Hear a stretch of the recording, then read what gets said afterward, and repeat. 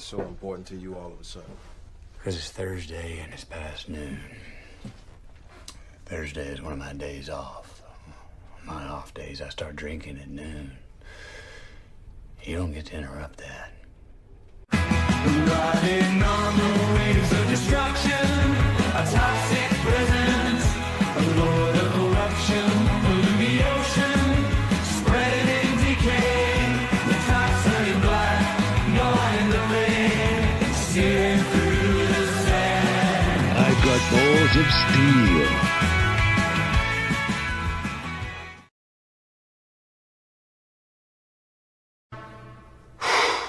Boy, that escalated quickly. I mean, that really got out of hand fast. It jumped up a notch. It did, didn't it? Yeah, I stabbed a man in the heart. I saw that. Brick killed a guy. Did you throw a trident? Yeah, there were horses and a man on fire, and I killed a guy with a trident. Brick, I've been meaning to talk to you about that. You should find yourself a safe house or a relative close by. Lay low for a while, because you're probably wanted for murder. I'm proud of you fellas. You all kept your head on a swivel, and that's what you gotta do when you find yourself in a vicious cockfight. Ladies and gentlemen, boys and girls, dying times here.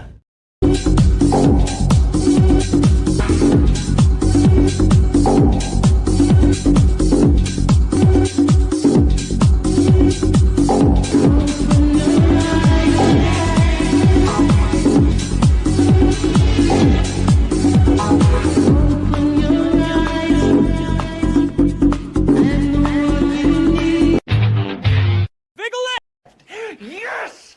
Yes! Oh, yeah! Can you feel that, buddy? Huh? Huh? Huh? I have exorcised the demons. This house is clear.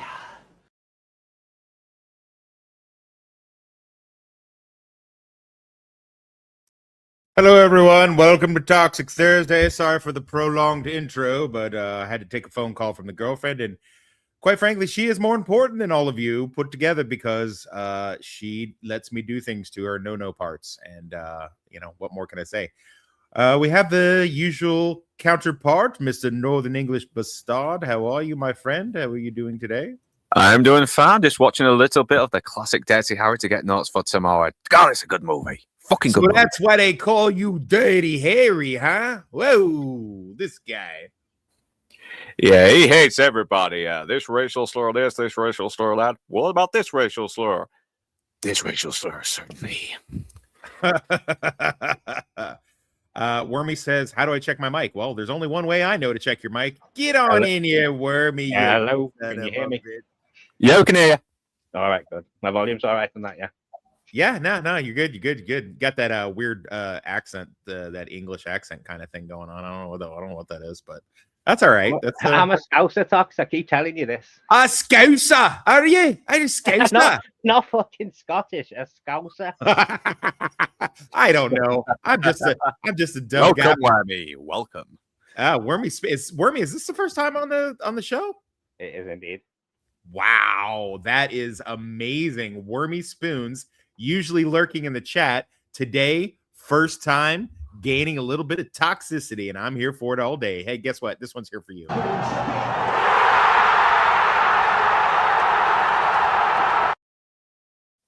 Welcome. Nice, we're gonna bookend today's show. We are it had ostensibly originally been told we were going to talk about the essence of cool and all our cool characters, and we will get to that. I promise. We will talk about cool movie and TV show characters. If we don't get some more guests in here, that's going to make trivia super tricky. But maybe we'll just do you guys going mano-a-mano, huh? I don't know. A Northern English versus a Scouser. I don't know who will come out ahead. I don't know. Who's to say? But sad news, obviously the most pressing recent news. Heroes and Nashville star of Disney Princess on Ice, I think it's called, or Ice Princess. I don't know what it's called. One of them kind of things. Hayden Panettiere. It took me years to learn how to pronounce her name. Passed away sadly a couple days ago, and we're all pretty sad about it. This is a lot of celebrity deaths. 2026 extracts a heavy toll. It seems like every other day in our group chat, somebody's announcing that there's been another celebrity death. And, go no further than Outcast Creative. And, he's always down to tell you about which celeb has died recently. Angel of Death, as Lance is. That being said, this one hits a little bit. I primarily know her from her work in Remember the Titans, the little cute daughter of the assistant football coach that is rather precocious. And I remember thinking like, man, she's going to be a big star one day. And then my first wife at the time told me that she was the voice of Dot in one of my favorite Disney movies, Bug's Life. And then popped up again in 2006 in Heroes, Save the Cheerleader, Save the World. Does this mean that the world's in serious jeopardy if it wasn't already? I mean, I don't know, who's to say, but Northern, where do you know Hayden Panettiere from? Obviously from Heroes. I haven't really watched Heroes, but I knew she was in it, and it did take me a while a long time before I ended up finding out she was Dot in A Bug's Life, which is I need to rewatch that again. It's been a while, so but I've never really properly watched her in anything, though, to be honest. So I can't really say if I'm tall. I'm more sad that she died at such a young age as well. I mean, she's only a couple of years younger than me. So she's a year younger than me, actually. She's 36. How old are you? 37. Oh, okay. Well, another youngin. That's why you don't remember 1985. Yeah. Oh, yeah. Hey, don't let him forget that either. That's still a fucking thorn in my side. That'll be on my fucking grave, that as well. You better. Hey, listen. Next week when we do end of summer, the 1986, you better be fucking ready to rock and roll on that one, buddy. You've got no excuses this time. Zero, zip, zilch. So, well, I've looked at the top ones. I've got to have seen fucking all of them anyway. There's Stand By Me, fucking Big Trouble in Little China. There's some good ones. Top Gun, fucking hell. I've seen lots of good 1986 movies. Aliens, Aliens, fucking Aliens. 86 was a banger year, dude. 86 was a banger year. Interesting. What about you, Wormy Spoons? What's your Hayden Panettiere experience? Such as it is. Well, I have seen Remember the Titans and Bug's Life, but I can't really say that I recall hearing that much from them. But Heroes, obviously, the first season, which was pretty good.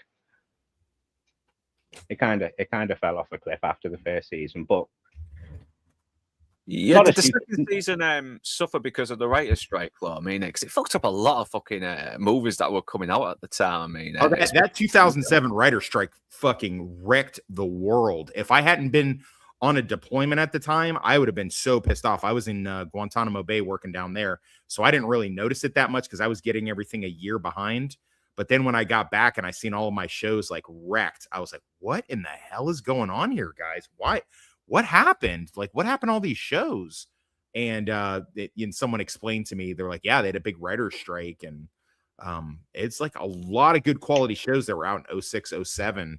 And then like stupid ass reality TV got huge. That was the biggest. I mean, it's one thing to lose a bunch of good quality shows because of the writer's strike, but reality TV really took off around that time. My ex-wife was like, oh yeah, I don't know, but Everybody's Got Talent. America's Got Talent is really good. I'm like, dude, I don't want to watch any of that shit.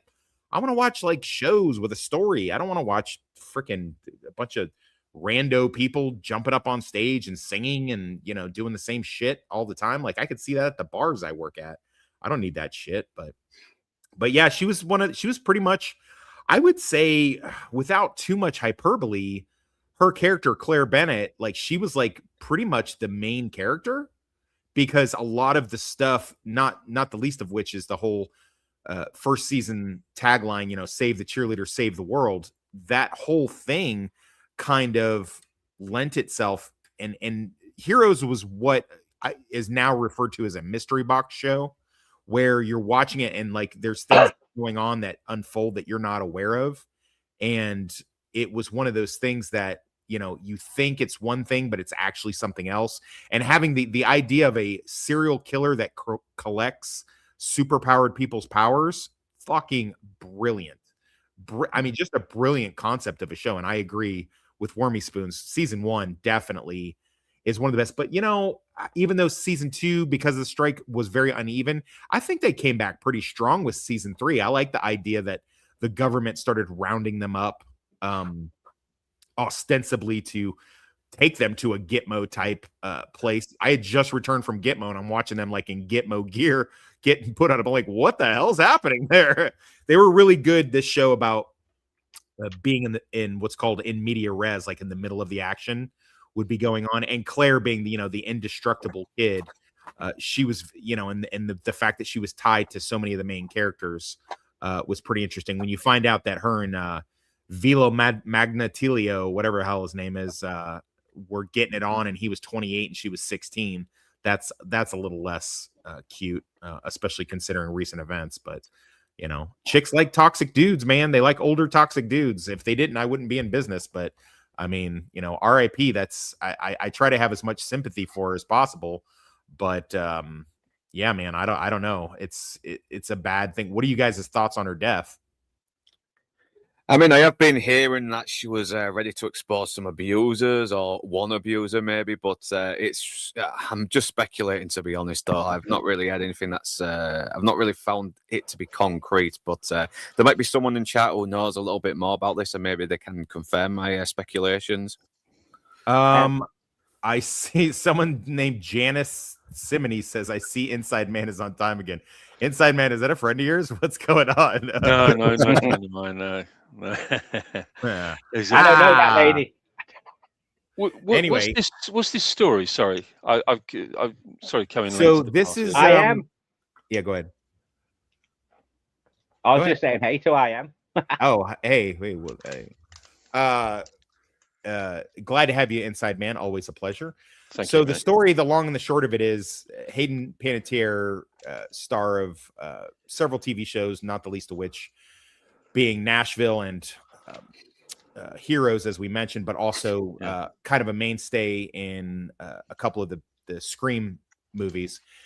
She passed away a couple days ago at the age of 36 due to allegedly a drug overdose. She was with her toxic ex-boyfriend, who she had previously filed charges, protection from abuse, or what's commonly known as a restraining order on. 2 days after the restraining order was validated and no longer active, he decided to come back into her life. She allowed him. They went down to his hometown of South Carolina, him and his brother, and then she's found dead of a drug overdose. So yeah, she'd been suffering through a lot of problems. She'd been dealing with postpartum depression. She gave her kid up. Anytime you see a chick who gives her kid up to the dad, something's not right. Something's fucking rotten in Denmark. So, and that's that was a major red flag. And I remember when that happened, I was like, ooh, and that was like several years ago. And I was like, oh, Hayden, what's going on? That ain't too good. A lot of people are talking about that she was on the road to recovery. However, I've got some recent clips of her in interviews, and I don't know. I'm going to let you guys in the viewing audience decide, but it's my opinion that I don't think so. I don't think she was recovered as much as she claimed she was. This is a very recent interview with her. Take a look. Is confirmed. Could we see your return for that? I know it hasn't been cast yet. I can only hope. I can only hope, but I am right here. Ready and waiting. Kirby's been one of my favorite characters to ever play.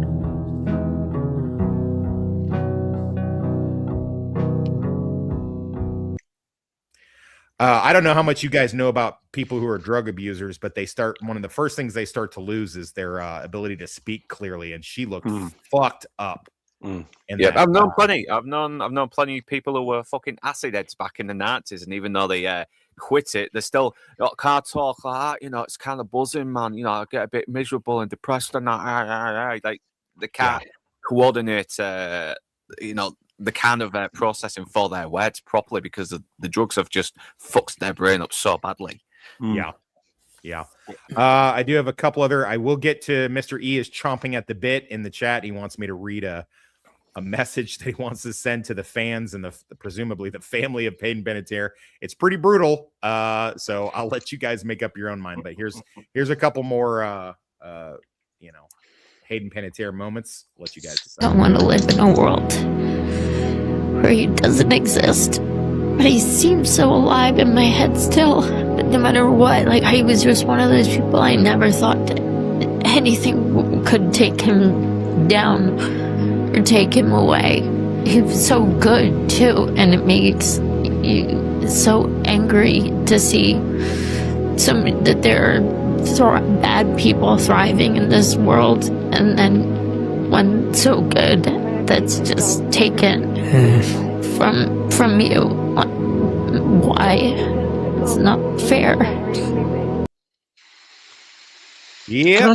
Can I just ask what character did she play in Heroes? She was kind of, as I said earlier, she was one of the main characters. She starts off the show. She's the teenage cheerleader. Oh my God, that's her. Yeah, that is indestructible, kind of. Wow. And then she's kind of the linchpin of a lot of the stuff because the superpowered serial killer that collects people's powers.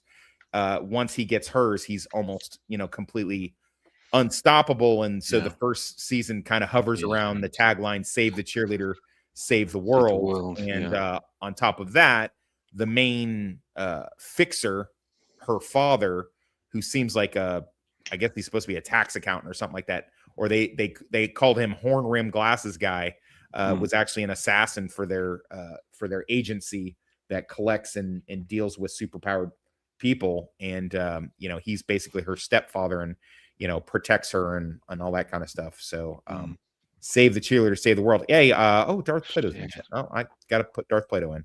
Hey buddy, how are you? Hey Darth. What's so we've kind of collected I don't know how much of this you saw. We've kind of been collecting everybody's thoughts on Hayden Panettiere. Just passed away a couple days ago. I noticed in the private chat you said save the cheerleader, so obviously you're pretty familiar with her Heroes work. What's your thoughts on this kind of madness? What do you think's going on here?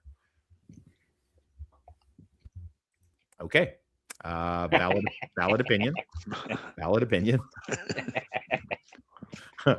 Darth Plato might be dealing with his microphone issues or something like that. Me personally, I mean, I'm all up for a good conspiracy theory like the next person, but I don't think it's super complicated. I think she had a lot of problems.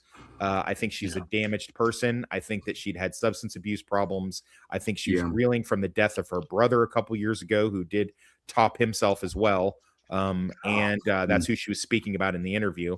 And I think that she was just like, one of them wounded women that went to therapy, and, the therapists don't really, I don't know if you guys know this or not, therapy doesn't really do anything, not unless you get a good male therapist, but the female therapist, they just sit you down and they want you to sit and wallow in your stuff so they can keep collecting money from you, and they never really fix anything.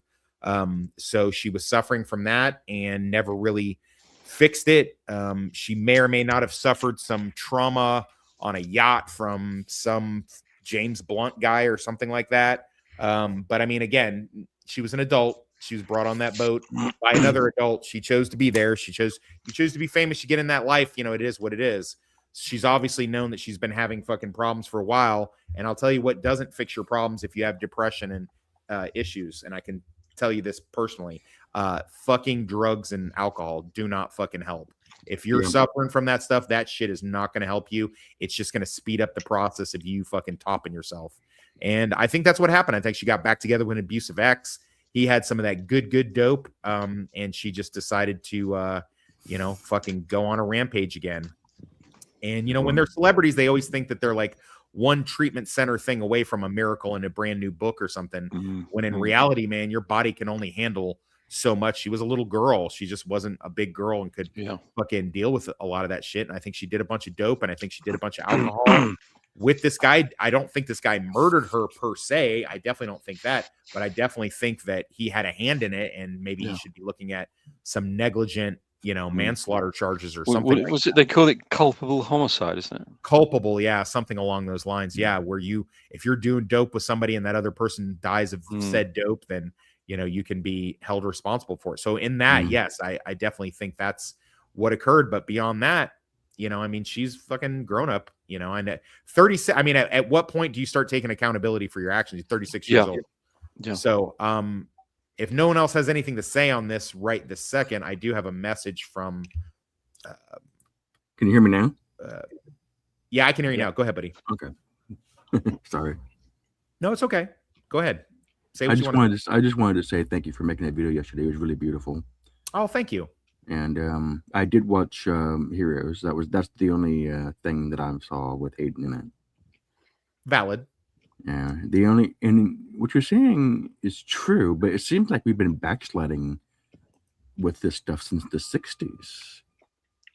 How so? Actually, I'm not sure what the heck's been going on, but there's a really awful spirit that's taken root in our society. That's this permissive. I think it's just this overall permissiveness that is just allowing this to happen. I don't know. I don't know what's going on. Yeah. And I know that my sister been having problems with this since 1984, but still. And so I've seen firsthand what dope can do to you, and so it ruined my sister's life. I'm sorry to hear that. Oh, man. Yeah, it's one of those things where, man, I just don't know. I don't know what it is that, is going to fix this kind of stuff. I don't know that it can be fixed. I think if you're sad and you are, upset, it's going to be a situation where, making poor choices. I have a friend, one I had wanted to be on this stream, actually, recently started talking to her about doing YouTube, and she struggles along these lines. And, I stay in contact with her. Even though she's caused me enormous amounts of grief, I stay in contact with her because I don't want to see her top herself. I've already seen at least like 40 something of my military friends since the pandemic, top themselves. And I don't want to see no more of that. It's, we're going to be dead forever, guys. Whatever deity you believe in, whatever afterlife you believe in, we're only on this mortal coil for so long.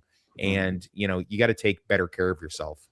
That said, I'm going to read a little bit from our friend Mr. E, who is not going to be able to join us today, but asked very incessantly that we read his ode to Hayden P, as he put it in the chat. So I'm going to read it. This is from my friend Don, aka Mr. E, who you will see on my channel occasionally, although he's busy writing his first novel right now, and he's got a 3-book deal, I think, or something like that. So I guess I'll read that now.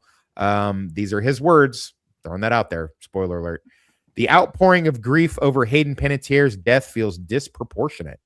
She was a working actress, not a cultural icon, and her struggles with addiction and trauma were largely ignored until her death. Her quote-unquote people gave it to me defense is weak. If someone hands you pills that alter your state, it's obvious they are not harmless. Framing her as a pure victim ignores her agency and the choices she made, especially starting young. Her mental health issues were likely caused by exposing a developing brain to narcotics at an early age, not the other way around. Most people couldn't even pronounce her last name, yet suddenly they're devastated. This is just performative grief because people are too chicken shit to get involved in everyday life. They're too busy pretending this is their type of participation. We all know people in our lives who are struggling and could actually use real help, but instead we pour attention on a celebrity we've never met. I'm sick and tired of it. On a lighter note, I did hear there's an apartment available at Judson Mills. Ooh, right. Boy, that escalated quickly. I mean, that really got out of hand fast.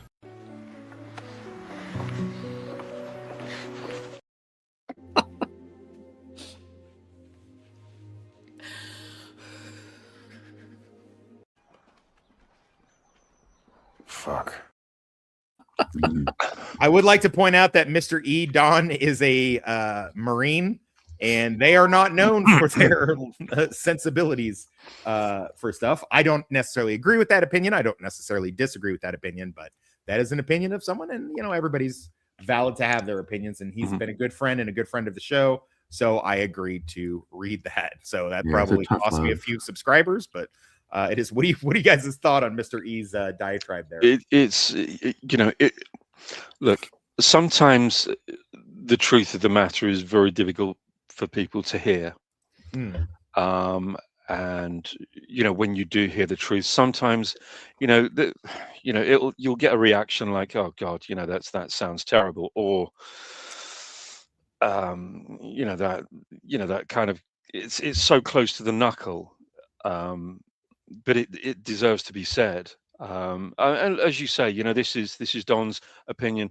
I happen to think that opinion is shared by an awful lot of people, because these platforms, platform like YouTube is consistently used to kind of sympathize with a distant person's situation, somebody whose work we may have seen.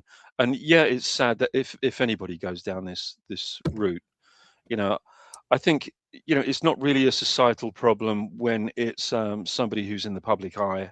I think it's a societal problem when it's your average person on the street. That's when these are the people that I feel sympathy for. You have somebody who is I'm assuming was quite wealthy, very well known, and beloved by an awful lot of people who were fans of the shows in which she appeared.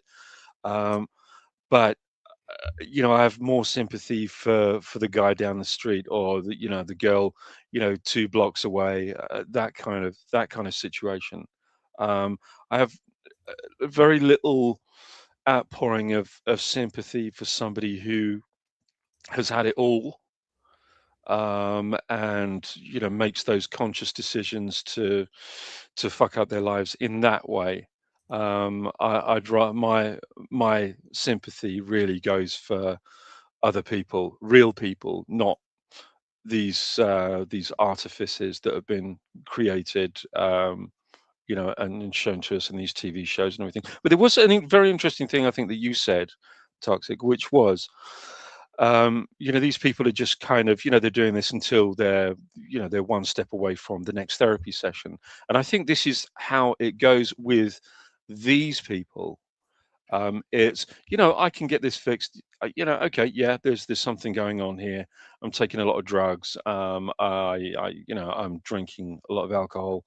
But when the time's right, I'm just going to go to rehab. Right. I'm just going to go to a therapist, and they're going to fix all of that for me, and then I can start all over again because I'll be better. Right. And it's it's so consistent.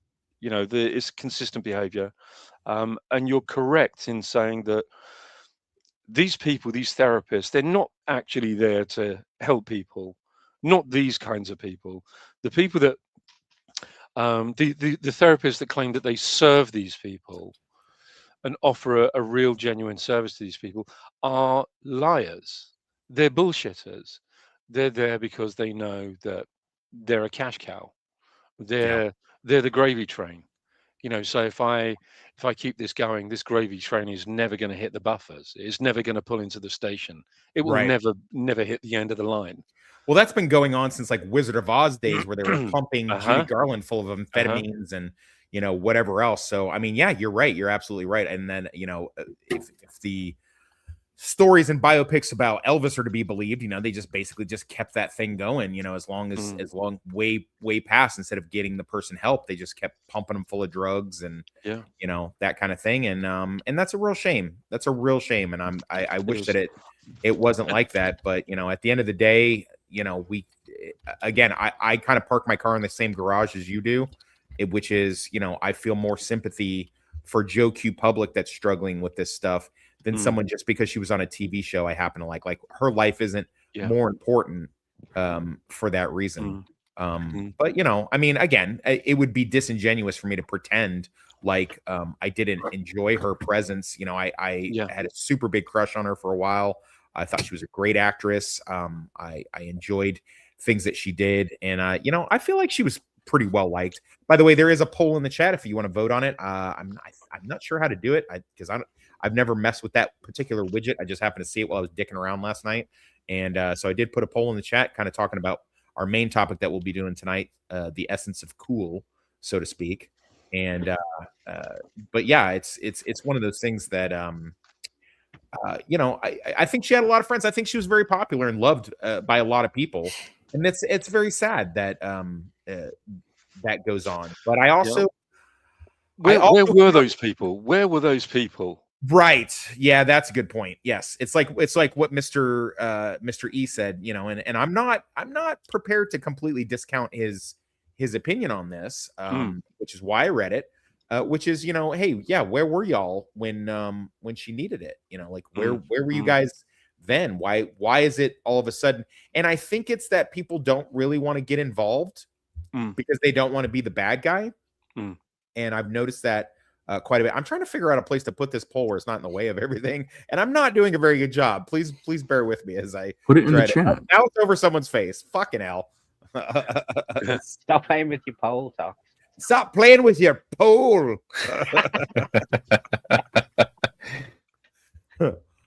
We all do it. You just don't talk about it, or you do talk about it. You know, whatever. Well, whatever tickles your pickle. But yeah, I think that's enough. You know, is Mr. E familiar with Jason Arday? You might be interested in that story. Yeah, he might. I don't know if he knows. Yeah, that's an interesting story, I think. But in my effort to keep the show on an even keel, you know, one sad or bad story, and then I'll try to sandwich it with something cool. Our favorite new pick-me Hollywood girl, Indy Navarrete, has joined the MCU following her incredible performance in the indie film Obsession earlier this year. She's been earmarked to play Rogue within the MCU coming up, and as the X-Men is brought into the MCU. Whether this is a good idea or bad, I don't know. But you know what? Listen, you ain't gonna make me dislike her. So far, so good. This is a live Twitch streamer, pretty based. She likes to party. She likes to have fun. She was great in that movie. Some of the other things I've seen her in, I definitely thought she was good as well. Yeah, I'm inclined to be pretty happy about this. It's definitely not my first pick for Rogue. I thought Anna Paquin was a good Rogue for what she was. They certainly could have showed some more skin, but I mean, you can always pull her up on you know, Mr. Skin from her time on True Blood if you want to see the full Rogue package of Anna Paquin. I mean, but yeah, I mean, I'm not unhappy about this little turn of events. And I'm even happier about a different aspect of it. But before I get to that part, I wanted to just kind of go around the horn for anyone who still gives a shit about Marvel or superheroes. In a row, Northern, what do you think of Indy Navarrete as Rogue? I think that's I'm not really interested in the next X-Men reboot and that, but I do hope Indy Navarrete fucking kills it, and it is worth it for the beams of but this is the last thing Carol Danvers sees before she falls into a coma. So, yeah. You know, they're bringing back Brie Larson to play her, so we might get to see that. And you know what? I think that would be pretty cool, man. You know, for you know, it's like I don't know if you guys saw Mortal Kombat and Mortal Kombat 2, the reboots. You know, a lot of people didn't like the main character guy, so they fixed that shit really quick in the sequel. So yeah, man, I could be down for that. If you know, I'm not going to spoil it. Go Google it or read a comic book, and you'll find out why. Yeah, I know what you're getting at. I know what you're getting at. Yeah, that's what I'm throwing. Yeah. Going back to Anna Paquin as Rogue, do you think she played a better Rogue in True Blood, though? Because in the X-Men movie, she's kind of like, oh, I need to be rescued. Oh, I'm so sad because my powers kill every boy I want to have his penis in me. Oh, God. That's a good point. I think they didn't give her a chance to really, you know, because, I mean, that is kind of how the Rogue character was before she got Carol Danvers' powers, the Captain Marvel powers siphoned off. So, and then after that, she kind of turned into what she was when we meet her. In the she used to be a villain. Yeah, she used to be a villain. Yep, I remember that. Well, she was a villain. She wasn't. She was a villain because, you know, her mom kind of pressed her into it, and you know, she didn't really know any different. You know, that's she was definitely a villain. Well, I mean, listen, hot chicks get a pass. Well, she was gonna zap Captain America, and she didn't seem to have any qualms about it. Well, I mean, hey, That who didn't was? work out. Listen, we've all been there. We've all been there, man. Wormy Spoons, are you a comic book follower? What do you think about Indy Navarrete as Rogue? Are you digging it or you're not digging it? Yeah, I mean, Rogue's my girl, right? Hold on a second. Gambit's opinion is biased. So I can't really say anything bad. I mean, I approve, but Marvel's dead. Let's be real. Marvel is dead. Yeah, and I mean, I'm gonna get to that. Believe that, fucking Marvel. I'm gonna get to your ass in a little bit here because I want my motherfucking money back. I almost did. Every now and then, I will watch a movie at Regal on the Blue Collar Losers fucking Regal app and use his points and stuff. And then if I don't like it, I'll come back and get my. And they're like, "Hey, we can't reward your points because you don't have your phone app with you because obviously I'm not him." So they're like, "Well, we could just give you the money back," and I'm like, "Yeah, do that." So every now and then I'll do that shit, which is wrong, and I know it's wrong, but I do it anyway. So shouldn't have stopped streaming with me. That's your fault, Blue Collar Loser. You can only blame yourself.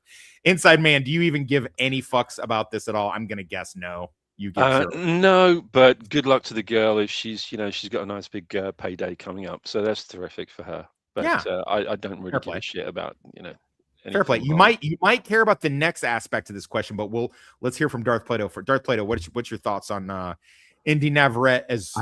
First of all, I don't know who that is, but in what capacity is Rogue going to be shown?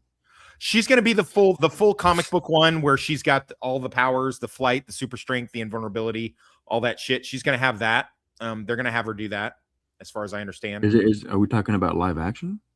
Yeah. Oh, okay. Yeah, I can't believe you don't know Indy Navarrete is. She's fucking been blowing up the last few months. She's hey. She's been, listen. Darth Plato is a learned gentleman of both politics and science and all things higher education. He doesn't have to lower himself to know the stupid pop culture stuff that we know. I don't bring him on for that. I love comics back in the day. X-Men was my jam. So, X-Men was my jam. Yeah, Rogue was like a human blow-up doll. Yeah. In the comics. Oh, I know. Oh, trust me. In the 80s, that shit went hard, man. Like little 12-year-old Toxic finding a whole thing of comic books bequeathed to him by his uncle and just fucking reading that and seeing Storm like half naked for the first time. I mean, that's really it was better than Playboy.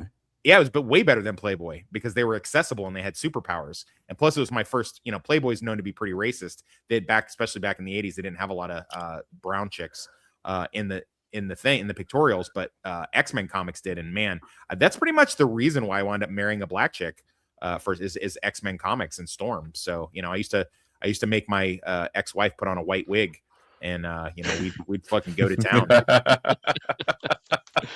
I'd get one of her big hair barrettes and put it over my eyes and be Cyclops, and we'd do some fucking wild shit. And it was fun. Good times.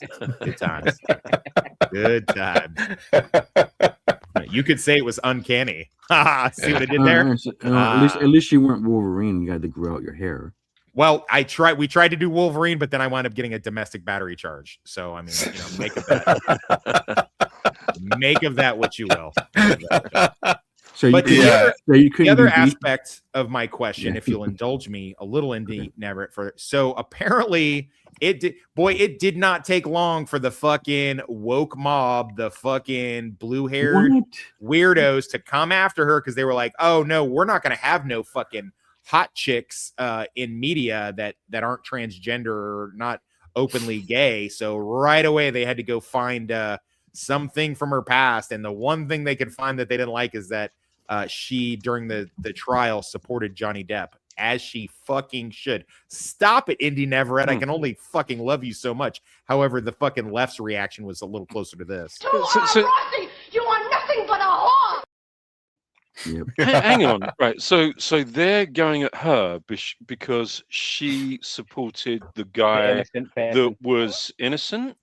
Yes, right. He is not innocent. Inside Man, and I don't expect you to know anything different. Inside Man, because man is in your name, and so you don't understand. When it's a man, they're automatically wrong because they're a man. You cannot be a man and be right.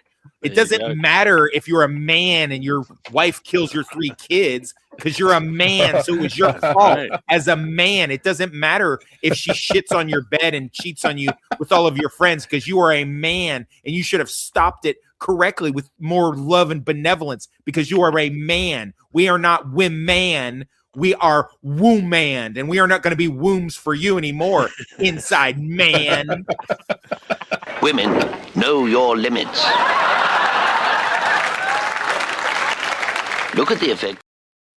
Then perhaps I think I should change it to inside Whoa Man then. Whoa, man! Yeah, you need to get your money man. back from the drinker. We're gonna get to that. We're gonna get to that, buddy. We're gonna get to my little feud with the drinker here shortly. We're gonna get there. But yeah, now they want to cancel her. Like, of all the things they could have picked to go after her, I doubt there was very much, because she hasn't really done all that much. Fucking, it was on Supergirl and Lois, or not Superman and Lois TV show as a bit character, and she was in. I think she was in one of the seasons of 13 Reasons Why as a side character. She has Obsession, where everybody's just fucking spanking their meat so hard to fucking quickly say that Bear was the villain. Did you know that Bear was the villain in Obsession, everybody? Because he SA'd her and she had no autonomy of her body. And of course, the main reason Bear was a villain, we all know why. Because he was a man, baby. You can't be a man in a movie and not be in the wrong, baby. There's no fucking way.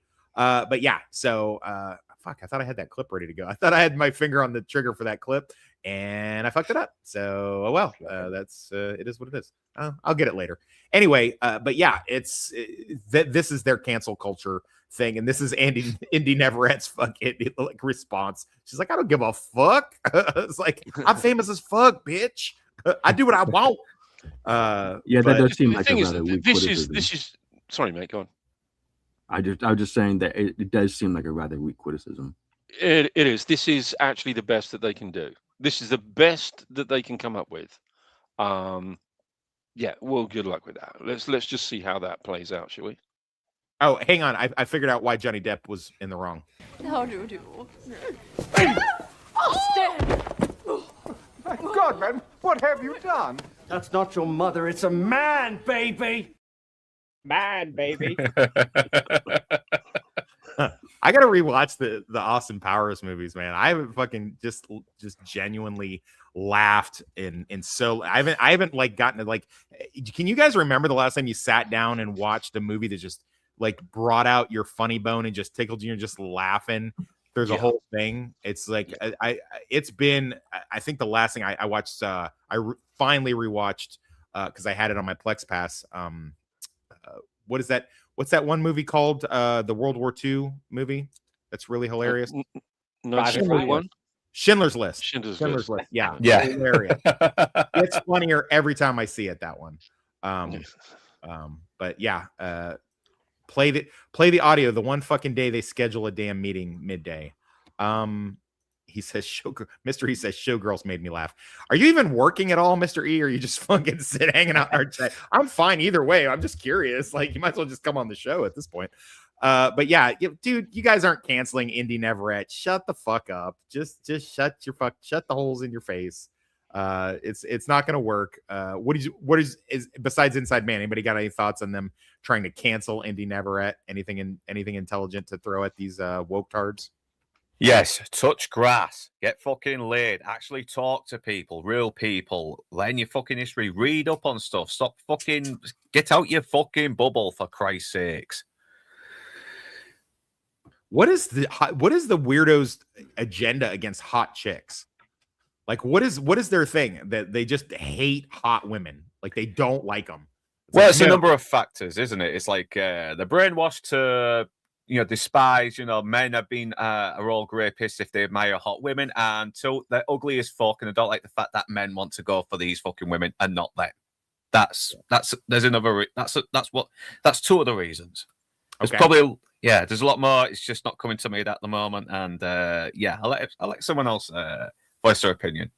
I think Tox summed it up nicely before. You're a man, therefore it is your fault. Yeah. Yeah. Oh yeah, because they're also brainwashed to fucking because men did this. We've killed a lot of people in the past. You know, wars are. Because of men, we have fucking wars, and fuck off. Look at bloody Mary. Yeah, back in the fucking past. I've heard that Yeah. at university. Yeah. Yeah, it's bullshit. It's fucking bullshit. You know, men did a lot of fucking nasty stuff, but you know what? It brought a lot of fucking good stuff. I mean, I'm digging it. Yeah. Well, you know what they could do? You could practice a little bit of the tolerance that you claim to practice. And I mean real tolerance, not this phony notion of tolerance that we have nowadays. Yeah. Practice Yeah, what you preach, fuckers. What happened to stand with all women? But it's only stand with all women if they do what we want them to do. That's exactly right. Yeah, it's the cultural Marxist fucking rhetoric. That's it. It's that kind of stuff that's been brainwashing a lot of people for nearly over 100 years now. I mean, it's just coming in many different forms, and like Darth Plato has mentioned before, something that came from the French Revolution, maybe a century or two before that. As someone who currently is dating a chick with a white streak in her hair, I got to tell you, there's some serious role playing that's going to be happening pretty soon. This is super duper going to happen. I hope she's ready for it. It's probably going to, as we've both kind of aged a little bit, certainly me, I may no longer be able to pull off Cyclops. It might be like the Blob and Rogue in the bed together. I don't know. Maybe at least the Juggernaut. That could be cool. The Juggernaut and Rogue. Oh fuck! I just went from 6 to midnight just thinking about that. God, I gotta text. Are you gonna do the line? I'm the Juggernaut, bitch. Yeah, I'm the Juggernaut, bitch. I don't know if I would do that. Vinnie Jones, he was very badly miscast in that fucking movie. Even the Ryan Reynolds one in Deadpool 2 was fucking better. That was Ryan Reynolds. Yeah, apparently. Yeah. Yeah, definitely was Ryan Reynolds. All right, so we did the good. Now we got to do a bad. You guys ready? I know. I'm sorry. I wish. I don't. You know what? I don't even know if this is bad or good. This is like, if you had told me, oh boy, if you had told me less than 20 years ago that I would be potentially seeing what I'm about to put up on the screen right now, I would have said you're a fucking liar. There's no fucking way. But here it is for your consumption. Elliot Page, formerly Ellen Page, wants to get in the ring with fucking jiu-jitsu master, now in good shape, Jonah Hill. He's wearing a white belt. Go back to 2008 when Superbad was huge and when Jonah Hill was huge too, as far as that goes. And then fucking Juno was out. Can you imagine someone saying, hey, did you know in less than 20 years, these two are going to be in a ring fucking fighting each other? Looking completely if you showed this they'd be like, this is some made up Photoshop fucking weird shit. We have so far gone into Uncanny Valley Bizarro world. I cannot even speak on this. This is why this gotta be a simulation we're living in, guys. There's no fucking way. Northern opinion, bring it. It's hilarious. It's fucking hilarious. I want to see this. Is it weird that I want to see this?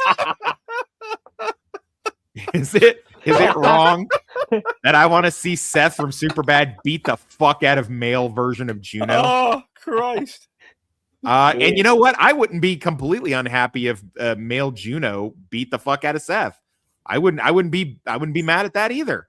Either one of those things would be okay. Wormy Spoons.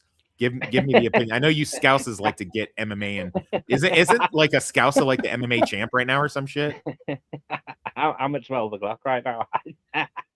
I so want to see this. You do want to see it? Okay. Yeah, it's disturbing, and I can't look away. Inside Man, what are your thoughts here? Regale us. Inside Man is throwing up in his mouth right now, and he can't answer.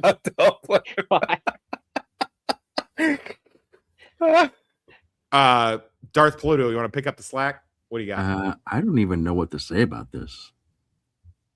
Do you know who these people are, by the way?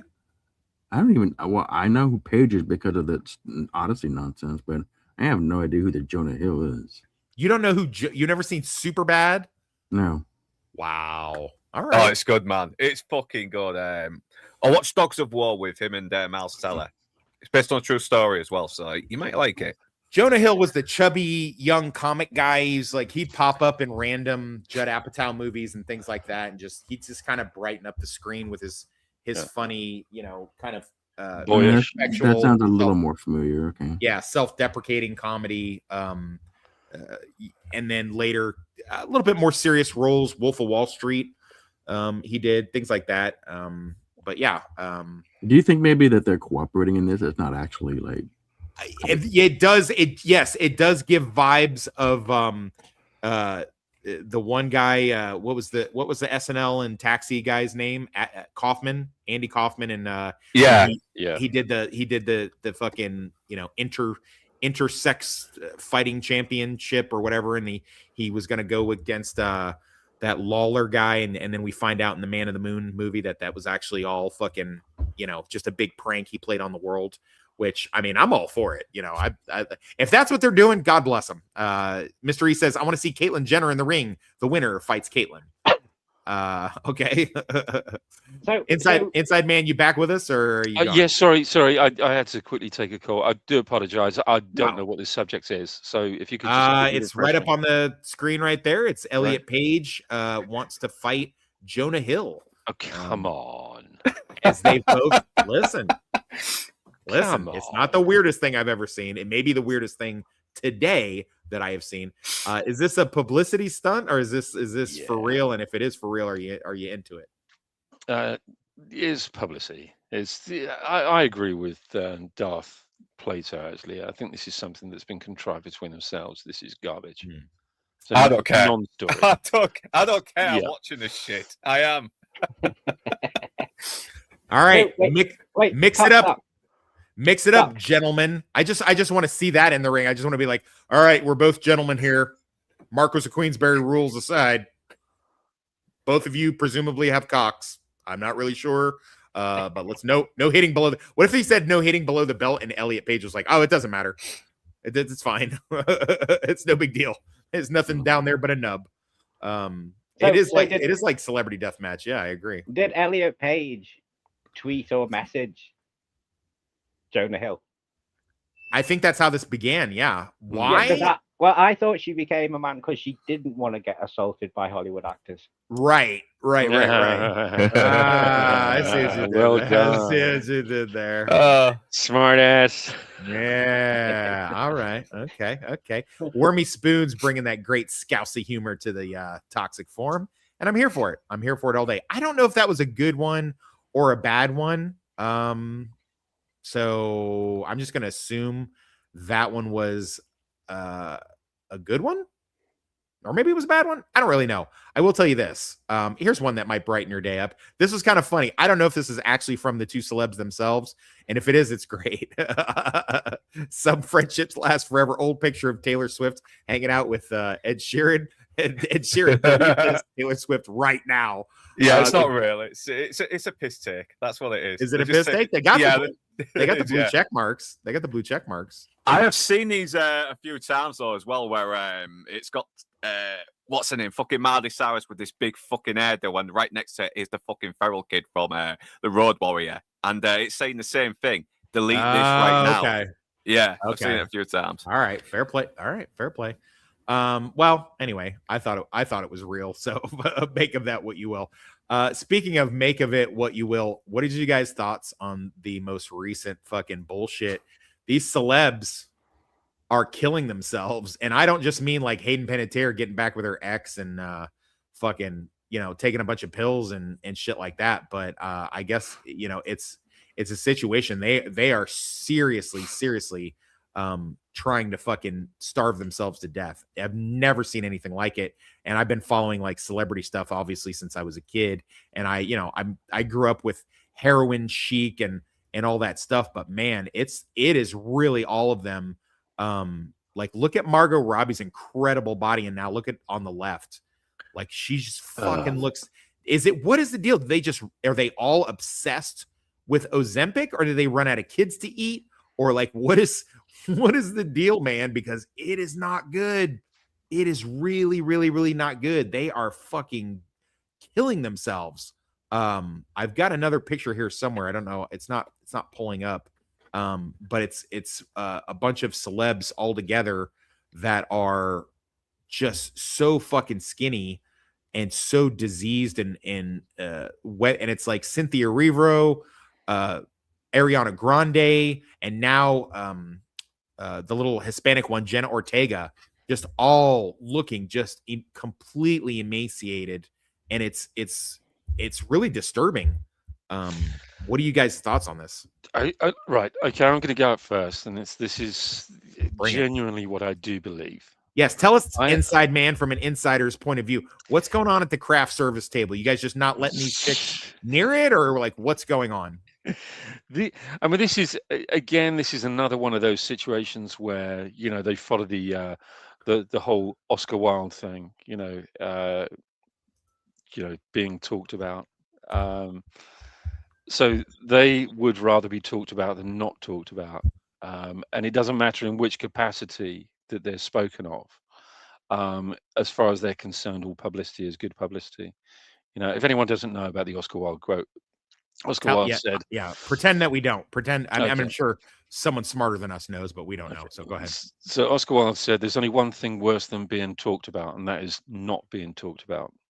And that's where they're all coming from. They need to be talked about. They require being spoken of. It doesn't matter how they're spoken of. I mean, this is really this is manna from the gods to them. It really is. They love it. They love the criticism. They love all the pokes and the digs and all of the online chatter. This is what it's all about. There's nothing more than that. I think they're all of them publicity-seeking whores, every last one of them. Oh God, whores even, huh? Yeah. Okay, good for you. I'm here for it. You whores, you're nothing but whores. Rossi, you are nothing but a whore! That's correct. I mean, do you think they're kind of getting convinced that they need to lose weight as well by people trying to, make money off Ozempic? I think that's horseshit. I do. I think this is the angle that they're trying to come from. And then they'll come when they finally get sick or when they get asked to go onto a chat show. Yeah, you get the sympathy. That's it. Yeah. And of course, they've definitely got their therapist working this with them as well. This little kind of group that they have behind them, their therapist, their agent, their management team. They're all working together. Well, don't worry. We can get you through this. At least make it look like you're on some kind of downward slide. Let everybody speak about you and speculate on your situation. That's what it's all about. And plus with the Ozempic thing as well, it's already got people going up to them saying, "Are you all right? I'm concerned about you," because some people do kind of get off on it, don't they? Was it the Munchausen syndrome? It is Munchausen syndrome. Yeah. It is. Yeah, it's fucked up, man. It's really fucked up. Yeah, I think they're creepy fuckers. I can't even imagine that someone has sex with these women. Like that's the thing. Like I can't. I've actually got a great picture of like a bunch of them together, but StreamYard won't let me put it out. So I got to do these like one. Look at Jenna Ortega. What? That's sickly looking, dude. That is sickly looking. That is not good, man. There's nothing you're gonna tell me that's gonna tell me that is okay. And the other thing, that a weird thing that I've noticed is like anyone says anything about it and it's brought up, everyone's like, "Oh, you don't need to worry about what do you care what they look like?" And all this bullshit. It's like, listen, someone looks like they're fucking dying, I'm gonna comment on it. I don't know, man. You had these hot chicks that formerly, I mean, like Ariana Grande, for example, was always kind of petite and small, granted, but like if I can get away with putting this picture up, I hope I can. The way that she looks now is nothing short of like horrific. It looks like some demon has sucked the life out of her. Jesus. Crazy. I want to hear somebody defend this. I want to hear somebody say that there's something okay with this, because I cannot imagine it. She looks like weeks in Bangladesh. I do not want to hear someone defend this because I'm going to want to fucking strangle them. I will. Mystery says they ran over a gypsy woman thinner. And I think she was a really fucking cute actress and singer, and but now she gets involved with Cynthia Vero being this grapey lesbian towards her, and I watched that what was it, that El Royal Hotel movie she was in as well. She was actually kind of cute. She had a bit of meat on her and everything. She was Cynthia Erivo. Cynthia Erivo. Yeah, she used to be a little on the thick side, and then she got like really muscular for 2017's Widows. It was a pretty good movie, by the way, and she's pretty muscular in that. And after that, though, it just really went off. Then she got a little bit thicker again for HBO's The Outsider. She's really badly miscast in that. And then now she's fucking horrific. She looks like a demon goblin. Mr. E says, I'm defending it. Let's think the herd. I think he meant to say thin the herd. Thin the herd, no pun intended. Or pun intended. Yeah, Darwinism. Darwinism, my friend. Critter Kingsford says, sex with these women. Have you tried lowering your standards? No. See, me, I like women that are thick and voluptuous. I like a woman that I can feel something. I like my women like I like my trucks, built for comfort, not for speed. I need a woman that, I want to see her moving around with big old tatas on top of me, and she could take a punch. That's the kind of woman that I fucking hate. Maybe disregard that last part. Or don't. Whatever. I don't care. Isn't this just cyclical of what happened in the 90s though? Yeah, I think so. Yeah, I remember there being the thing with Ally McBeal. They started saying she needs an Ally McNeil, Callista Flockhart, Kate McNeil and Kate Moss. They were really, really thin. That's true. Yeah. And the difference now from then and now is we have these medicine fads like Ozempic and stuff like that. I think that's the difference. I respected them more when they used to just do cocaine. It's just like just do cocaine. Like I know. I mean, even bring back some of those fucking blood syringe face things they used to do as well. It seems a little bit less insane than what's fucking happening now. But this isn't not so far off from bulimic fucking celebrities back in the 2000s. I mean, we're seeing a lot of that, and it's then you get the 2010s, and then all of a sudden you're getting fat pride and. Don't body shame me. I'm a sexy, voluptuous woman who's really a lad ass. Right. But I know it's that's right. It's kind of like it's going back and forth, and it's like the pendulum is swinging. And I'd like to know exactly where those girls are, the ones that were promoting, the larger body image. Yeah, they're all fucking skinny now too. Lizzo and fucking Fat Amy from Pitch Perfect. Yeah, it's all body positivity until you get your chubby little fucking fingers on some Ozempic, isn't it? Yeah, you fucking fat asses. And the reason they're really promoting the positive body image of a larger woman is because Ozempic wasn't readily available at that time. Right. And now it is. Of course, they're all going back on their ethos, their philosophy. So fuck them all. Ephedrine. Oh man. I'm not gonna shit on ephedrine because ephedrine is almost single-handedly how I got in the army. Because I got in the army very late, waiting for felonies to fall off and get a waiver. And I'll tell you what, I worked at a bar and restaurant, so I was a little on the chunky side. And going through boot camp, ephedrine fucking saved my life. I went in at 220 and walked out of there 172. So I left a lot of fucking chub out on the Fort Leonard Wood fucking running. It also helped the fact that I was a fucking smart ass, and the drill sergeants would smoke the shit out of me. Lizzo to Lezzo. Is she gay now? Was she gay before? I don't know. That's always dangerous. I think that's always scary when someone that large is a lesbian, because it's like, how would you know when they stop eating you out?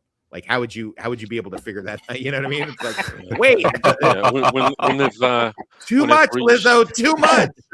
You're taking it all. When they're literally down to the bone.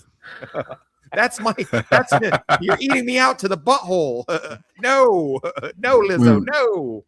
Lizzo's spirit animal is Jabba the Hutt. Is she?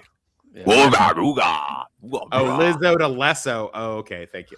So, well, yeah, I'm from Florida. I can't I read. tell you what, that last picture you showed there, it looked like the actress was auditioning for The Mummy. Yeah, she looked. Yeah, Ariana Grande. She's definitely not Ariana Grande anymore. She's Ariana, whatever the different word of grande is. She not looking good. Not looking good. But you know who does look good, guys? Do you know who does look good? Here's another great. I love that we have an era where I have not one, not two, but three pick-me girls. Where WNBA superstar Sophie Cunningham, my highest rated video that I have on my playlist by like over 1,000 views, more than almost anything else I have, is my Sophie Cunningham tribute. I don't care if the whole world calls me controversial. Forcing athletes to wear an LGBT symbol turns sports into political circus. I am Sophie Cunningham. I play for my fans, for my team, and for the game, not for any movement. Fucking based. And you know what's more based? Her most recent outing, where they played the national anthem at the game, and every one of these dirty, fucking worthless, disloyal WNBA whores decided to not fucking put their hand over their heart for the. I mean, I guess I should take it okay that they weren't taking a fucking knee, but the only person to show some respect to the fucking flag and to our anthem was Sophie Cunningham.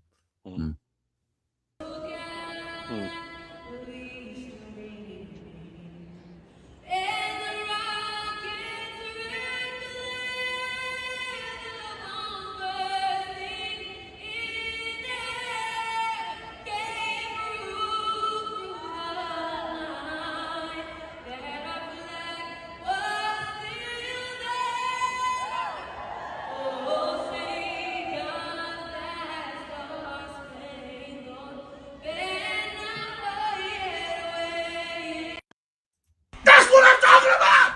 That's why he's the MVP! That's why he's the GOAT! The GOAT!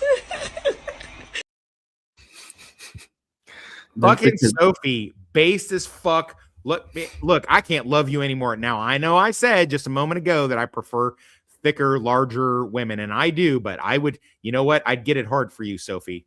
I'd take one for the team for your little skinny, muscular ass. What's the Good difference for you. between that and having to being forced to wear the swastika? Wear the swastika? Whoa. What? Whoa. Whoa. It's exactly the same thing. No, You need to whoa. Hold on. Give him a chance. Which part are we talking? Are we talking about her being forced to wear the LGBT thing, or her putting her hand correct. over her heart? Yeah, the having to wear the rainbow thing. Oh, thank God. Jesus Christ. I didn't want to have to go drive out to wherever you're from and kick the shit out of you, Darth Leto. So good stuff. Yeah, no, I agree. I agree. There is no difference. Like, if you don't, why are you forced to wear a thing that you don't fucking believe in? Like, why are you being forced to, be part of this fucking propaganda movement, which I hope is dying out. I've been seeing things where LGBTQALMNOP, all that shit is starting to like be, paved over and colored over and painted over, and we're not fucking playing those little silly games anymore. So I hope that that's the case. And listen, if you're gay and you're proud of it, if you're a chick and you're a rug muncher, if you're a fucking dude and you like cock, I'm fine with it. I've got a gay brother and a gay son. I'm totally fine with it. Hell, I've considered fucking swinging and putting to the rough every now and then. If I find the right man that treats me right and he doesn't put it in my butt too hard, I'm fine with it. But why are you forcing your bullshit on me? Yeah. I don't force my bullshit on anybody else. I have lots of bullshit in my because they're trying to change the culture. That's why they do it. Yeah, and again, look, I get it. I voted for Barack Obama twice. Really? I would have been fine if he would have just come out and said, "Listen, guy, here's the deal. Michelle is really Mike. He's got a huge dick, and I like dick.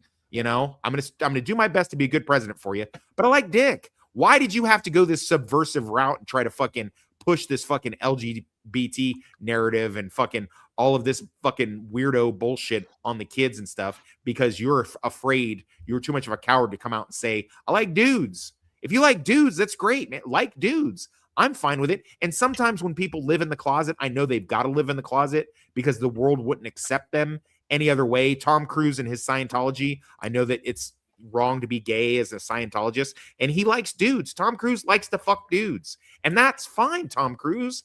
I'll still go watch Mission Impossible 26. I'm fine with it. I don't have a problem with it. You're still a bad motherfucker. You can be a bad motherfucker and still suck dick. That's fine. You just be a bad dick sucking motherfucker. I've seen fucking tough motherfuckers in the joint that are into dudes. You know, I've seen tough dudes that just aren't into dudes, but they're going to take them anyway. So, you know, because a hole is a hole is a hole.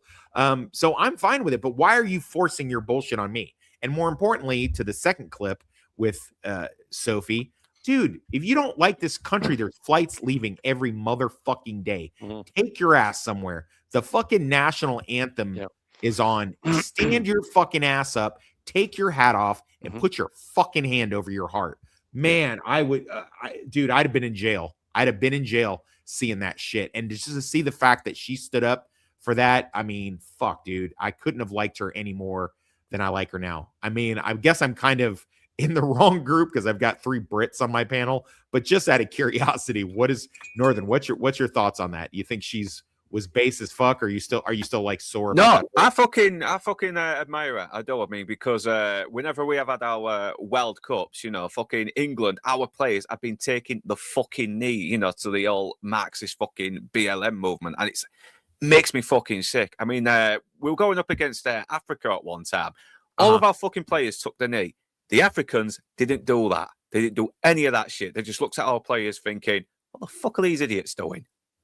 It's so do you guys, what do you guys do for your, and please forgive my ignorance. I know I got so many British friends and I should kind of know this. So you'll just have to forgive me. What do you guys, what is the protocol for you guys as national? Is it basically the same thing, or do you guys do that weird gay backwards salute that you guys do where you put your hand backwards on your fucking head and shit? No, it's hand on the heart, like singing the national anthem. It's generally hand on the badge, right? So they put their hand on the badge. The badge is on the left-hand side of the shirt, right? Right. So we've got the 3 Lions badge. So when the national anthem is sung, they put their hand on the badge and they sing the national anthem. Every last one of them have been singing. Every last one of them. It doesn't matter what color they are, what sexuality they are. They'll all put their hand on that badge and they'll all sing the national anthem. I think really what we have is a situation where these people are thinking that it's a protest against the presidency, against the party in charge, the ruling government. That's what they think that they're doing, that it's a protest against that. They're fucking idiots. They're fucking idiots. Because, look, let's face it, if the Democrats were actually running the country, if you had a Democrat president, they would all be doing exactly the same as her. Right. They would be doing the same. Right. But they think that it's some kind of weird protest against the government. And talking of weird protest against Donald Trump and the government, so we're soon to, and I'm sorry to just quickly interject with this, but we're soon to have 2 more refugees hitting the shores of the UK. So we have Meghan Markle and her butler, former Prince Harry, coming back to the UK because they want to educate their kids in British schools. So we got those 2 fucking idiots that are coming back. And they said that the only reason that they're leaving the United States is because they don't like Donald Trump. Wah, wah, wah, I know. I mean, we've had fucking celebs saying, "I am leaving the United States because we don't want to live in a tyrannical country with that orange man bad, and we're going to live in England. Oh my God, England is so tyrannical, and immigrants keep trying to grow up us and try to kill us. Oh, we're going back to America now because it's so much better. But it's still a tyrannical country. God damn it." Yeah, but it makes you laugh. I mean, Robert De Niro and Meryl Streep said the moment Trump gets into office, then they're leaving the country. Barbara Streisand said exactly the same. Countless others said exactly the same. So where are they now? Oh, they're in the US and Trump's on his 2nd term. Come on. I mean, this has been going on since the 60s. I mean, remember Jane Fonda in Vietnam War? This has been going on. Oh, yeah. Don't mention that. Don't mention that. Yeah, don't mention that in front of fucking Toxic. I mean, because she fucking betrayed the troops, didn't she? Fucking Hanoi Jane. Yeah. Mm. This isn't new. We have multiple in the military. We have multiple cadences about her that we do, marching cadences, or at least it did when I was in. So hey, Meghan Markle and Butler Harry, here you go. Here's one for you. Fuck your fucking feelings, you pussies. You know, I don't give a shit. Goodbye, be gone. Remember when Meghan Markle was just a hot biracial chick that was on fucking Suits? Remember that? I do. Remember that? Yeah, Great. no, she's a fucking hottie, but Jesus Christ, ever since she started opening her mouth, it's just kind of lowered my boner for her a tiny bit. Not too much, but just a little bit. Just a little bit. I think Women, know your limits. See, look, you can be a good-looking girl, but you can be made ugly by your personality. And she, to me, is one of the ugliest people on the planet. I think she's a fucking twat. Yeah, she is. She's a fucking moron. And speaking of LGBT, don't let me get a hold of Prince Harry because I'll fuck him in front of her and make her fucking watch, and I'll make him orgasm more than she ever did. I'll come in him. He'll come on the floor. It'll be a fucking mess. It'll be yeah, I'll do it. I don't even want to fuck dudes, but I'll do it. I'll do it just to hurt her. I'll do the whole fucking thing. I don't give a shit. You know. Yeah, don't make that face. You love it. Anyway. So that was our good, I guess, kind of good. Well, it's bad in the way that had to be done, but it's good in the way that, you know, at least we've got Sophie Cunningham, and at least she's fucking, you know, getting the recognition she deserves. And so there's a lot of talk of racism on this show, apparently, sometimes. Wow. And you know, maybe we've even been accused of such. But I found this other content creator, and she's very sympathetic to our ongoing race problem, and found something very disturbing in my hometown in West Palm Beach, Florida. So I thought I'd share it with you, and I'm glad she's bringing awareness to it. So here you go. I actually can't believe this is still happening in 2026. In 2026 that this is still happening. Like, it's just not okay. It doesn't matter if he's smiling. Like, it's just not okay. What the fuck? I'm gonna call and I'm gonna pay the price and I'm gonna free him. Yeah, hi. How much? 1.2 million? Yeah, never mind, sorry. Good for her. Good for her. You know, is she a comedian or something? Because yeah, that is fucking funny. she's a Florida content creator that does funny fucking videos and shit. And I follow her. She's great. She's good stuff. I'll put her at in the description of this video after it re-uploads or whatever. So one good, one bad. You knew this was coming, guys. First of all, I just want to share this one thing because in case you guys don't already know, this is women. Yep, that's their kryptonite. Accountability. And just in case you thought the women in the accountability thing couldn't possibly get worse than it is. Oh, I'm here to tell you guys, it's way worse. You know who I'm going to talk about now, right? Can anybody guess? Jean Grey. No. Although that's a good point. See, here's the good thing. Jean Grey actually is just a fake, not real person. But there is a real person that is dodging accountability really difficult. And her name is Lindsay Clancy. And she systematically murdered brutally her 3 kids. And in doing so, has gotten over $280,000 in support from the feminist movement of people who are trying to help her in her defense. 200 as of today's news report, $280,000 in her GoFundMe to fund her. And keep in mind that she did confess to the killings. She confessed to the culpability of it. She even confessed to the fact that she sent hubby away on a Bobo mission to go buy meds and diapers and shit like that so that she could have enough time with the kids to strangle them with her exercise bands. And she had 3 different ones picked out and told the kids as they were dying, "Shush, honey, go to sleep. You're going to heaven now. It's okay. Mommy's sending you to heaven." There was a guy named Chris Watts that killed 2 of his daughters and his pregnant wife a few years ago. They made a Netflix special about it. And I do not remember men coming out in droves of sympathy for this guy, but droves of sympathy they are for Lindsay Clancy. And I don't know that I could be more physically ill at women and their fucking bullshit than I am right this moment in time and please somebody say something and fucking let me know that this is either unreal or I'm living it. Somebody wake me up from this fucking nightmare that we are in right now. Remember Andrea Yates? This No. is the continuation of that. Okay, who's Andrea Yates and what's the context?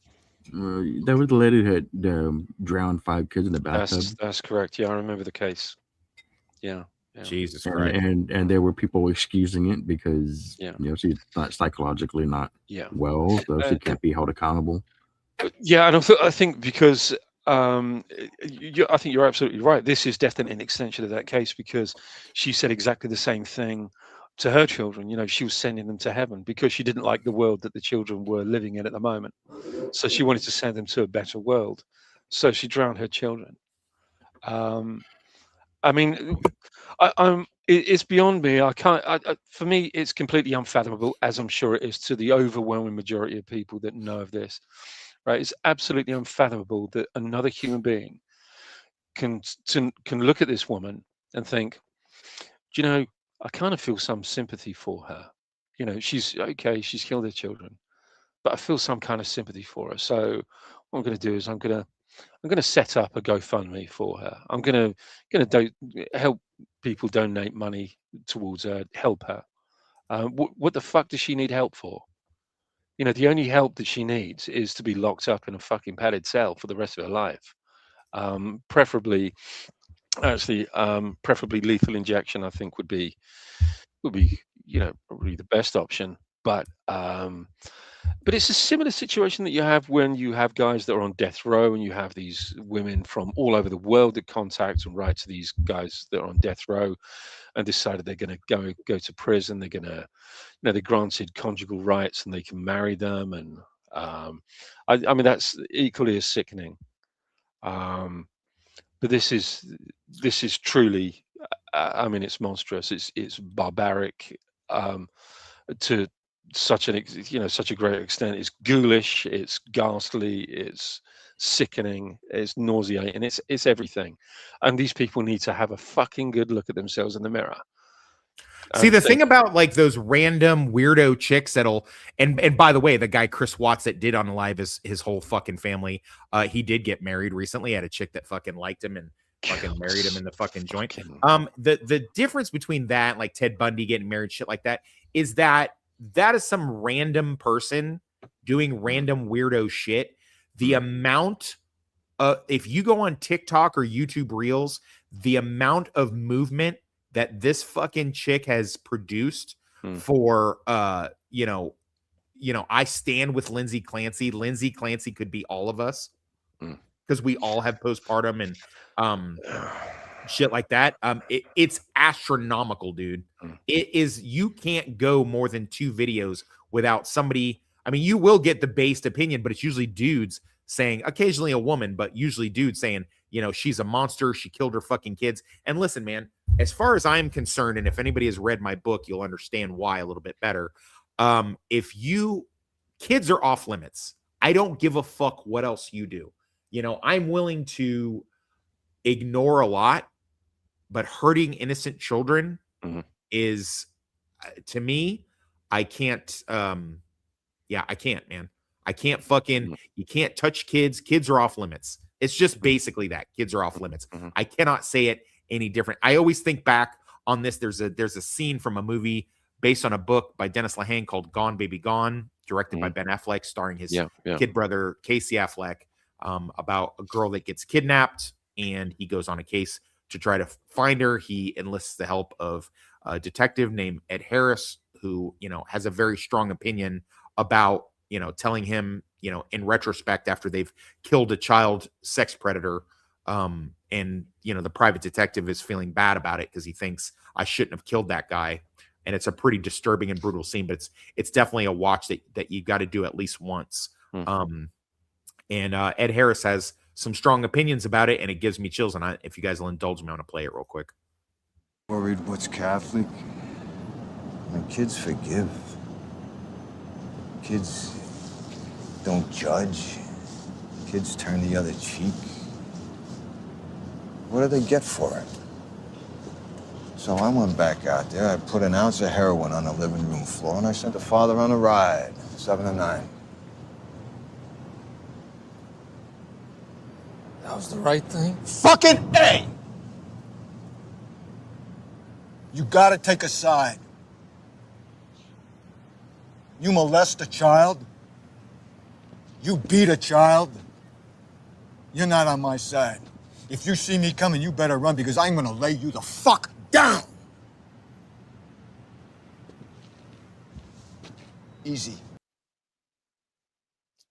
I honestly can't see any other person in the world having any other opinion. And if you do, I want you to do me a favor. I want you to find someplace that you can go privately, and I want you to take whatever tool of unaliving that you can gather for yourself, and I want you to remove yourself from the equation. I want that for you.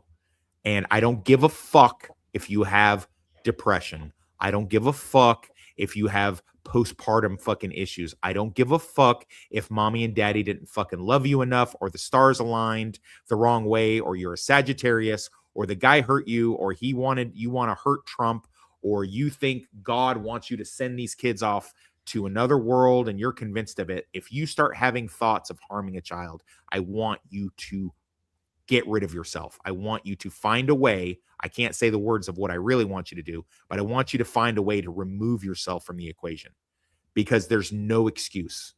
And the fact that this huge, I mean, we're not talking about a few hundred. We're not talking about a few thousand. We're talking hundreds of thousands of women are rallying around this child murderer, this murderer of children.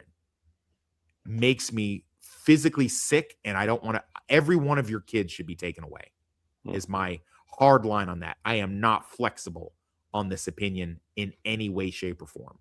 So, Northern, please regale us. No, I cannot disagree with a fucking word you're saying, man. No, I mean, people that harm these fucking kids are sick in the head, and they don't need to be put down because they're dangerous. They are mentally dangerous. They have, if they can do this so easily, they have no sense of empathy, no sense of conscience, anything, no fucking conscience whatsoever. They, they do more harm than good. They're psychopaths. They are total psychopaths.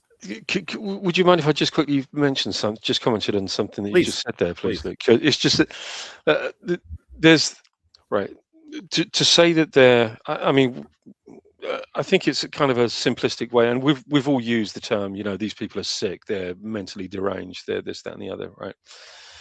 Under the law, both in this country and yours, they would be locked up in, a mental institution.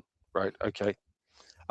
You can say that locking them up in a mental institution is fine, because it keeps them away from society and from any ills that they might want to perpetrate on a child, right? Whether it be, But anyway, the thing is, what that does is that kind of removes responsibility. That kind of removes agency to say that they're not responsible for something that they do, that they do not have a conscious thought of doing those things to children. No, so they don't have a conscience, just a conscience. Yeah.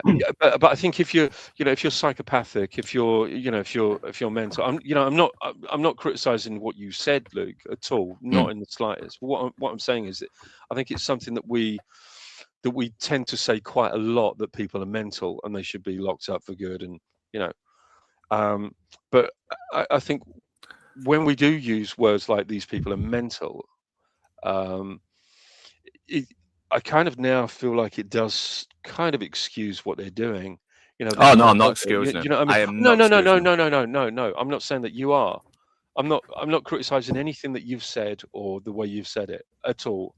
I'm just saying that when we as a whole use the word mental, it almost, for me now, using that word mental, it almost feels like it is almost an excuse for, it's kind of, they don't have agency, that they don't have responsibility, that they're not performing an act that is contrived at all. So that's why I personally don't like to use that You know what I mean? I mean, I'm not. I mean, I know where you're coming That's from. just Yeah. me. That's just me being pedantic. That's me being pedantic. And you know, So I actually lowballed it. It's actually approached $1 million. Her GoFundMe has Jesus. approached what's $1 wrong with these million. people? $1 million. $1 million. Is it a case of again? You know, we live in a world where people want to be part of something. You know, if they see a movement, they're going to hook onto that movement. They're going to throw a line out to that movement, and they're going to hook themselves into that movement. They're going to. I wish you know, it. I wish they wanna it be part was. of something. I wish that was true, but I think more than likely, this is women's way of saying, I want to be able to kill my kids in the womb or out because patriarchy bad, and this is my way of fighting back. Women are loyal to only one things in the world, guys. Women are loyal to only one thing in the world: their emotions. Whatever they are feeling at that moment in time is the only thing that women are loyal to. They are demons put on this earth to fucking wreck mankind. It has been that way since Adam and Eve, not Adam and Steve, and it is that way today. There is no part of any issue that I know of any man in the world, to include but not limited to myself, who has had some sort of downfall or crisis or something like that, that there is not in some way, shape, or form a fucking woman attached to it. There has never been a time in my life where any hardship or difficulty or catastrophe or whatever has not been attached to a woman in some way, shape, or form. They play the victims all of the time. They use feminism and misandry and anything at their disposal. And I think that these women want to prove a stick in the eye, like, yeah, guess what? We'll have your kids, but we'll also kill them too if we feel like it. And there's not a fucking thing you can do about it. You know why? Because you're a man, and you're a man being a man, and we don't like men, and I don't like it, and I'm not going to deal with it. You know? This has been a long time coming, honestly. There was like 30 years ago, what was his name, from Princeton, Peter Singer from Princeton, was saying that after birth, the process of birth is not magical. So all you're doing when the baby's in the womb and out of the womb, all you're doing is changing location. Nothing magical is happening when you pass from one to the other. So if you can kill the baby in the womb, then logically, why can't you kill the baby outside of the room? Yeah. And I think people are kind of taking that to heart. And remember that this is 30 years ago he was saying this. I mean, I do believe that women should have total autonomy over their bodies. I do, you know. So I think that's something where men don't. You know, men don't. Well, we don't. We don't get autonomy over our bodies. At least I don't know what happens in your country, but here in the United States, at the age of 18, you go down and register to vote. But you know what else you register for? Selective service. You do not have a choice. You will be drafted. Women are not obligated under any way, shape, or form, even in 2026, to do such a thing. We don't have autonomy of our bodies, and we definitely don't have any say-so in the abortion choice. If I get a girl pregnant and she decides to abort it, I have zero, zip, zilch, nada, big goose egg. That's how much rights I have for her to terminate. However, conversely, if she decides to keep the baby, guess what? I am on the hook for that baby for 18 years plus. And that is the way it is, and there is no way around it. There's nothing else that is going to happen. So explain to me why, you know, bodily autonomy. When you are a woman, you have a kid, you are not, it's not your body. You are an apartment. You are renting that body to that child. That is it. You don't have I'm sorry. You just don't. And I'm sorry that that is a controversial point. And yeah, I know the first thing they're going to say, what about rape or incest? Okay. Incest, rape, or what if it's going to be a toxic pregnancy, no pun intended, and I'm going to die. Those are like, that's like 0.001%. Mostly abortion, at least in this country, I don't know what they do in the UK, is used as a form of birth control. It's like, oop, I made a bad choice. Let me go see my abortionist. Okay, And, there's actually a way around. There actually is an answer to that. Okay. You want me to hear it? Sure, please. Okay. When you have someone say, I was raped under certain circumstances, and therefore I'm going to kill my baby. There's no reason why you can't do that, say 5 years out, and for giving those reasons. There's no reason why you can't say that 5 years into the future. And you say, 5-year-old Jimmy saying, "I'm sorry, but I can't emotionally handle this, so I'm going to kill you now." The reasoning is the same, because ontologically, the child is the same at 5 years old as they're in the room. It's the same thing. It hasn't changed. As Peter Singer said, nothing magical has happened. And he's right about that and only that. I'll throw another equation at you in that way.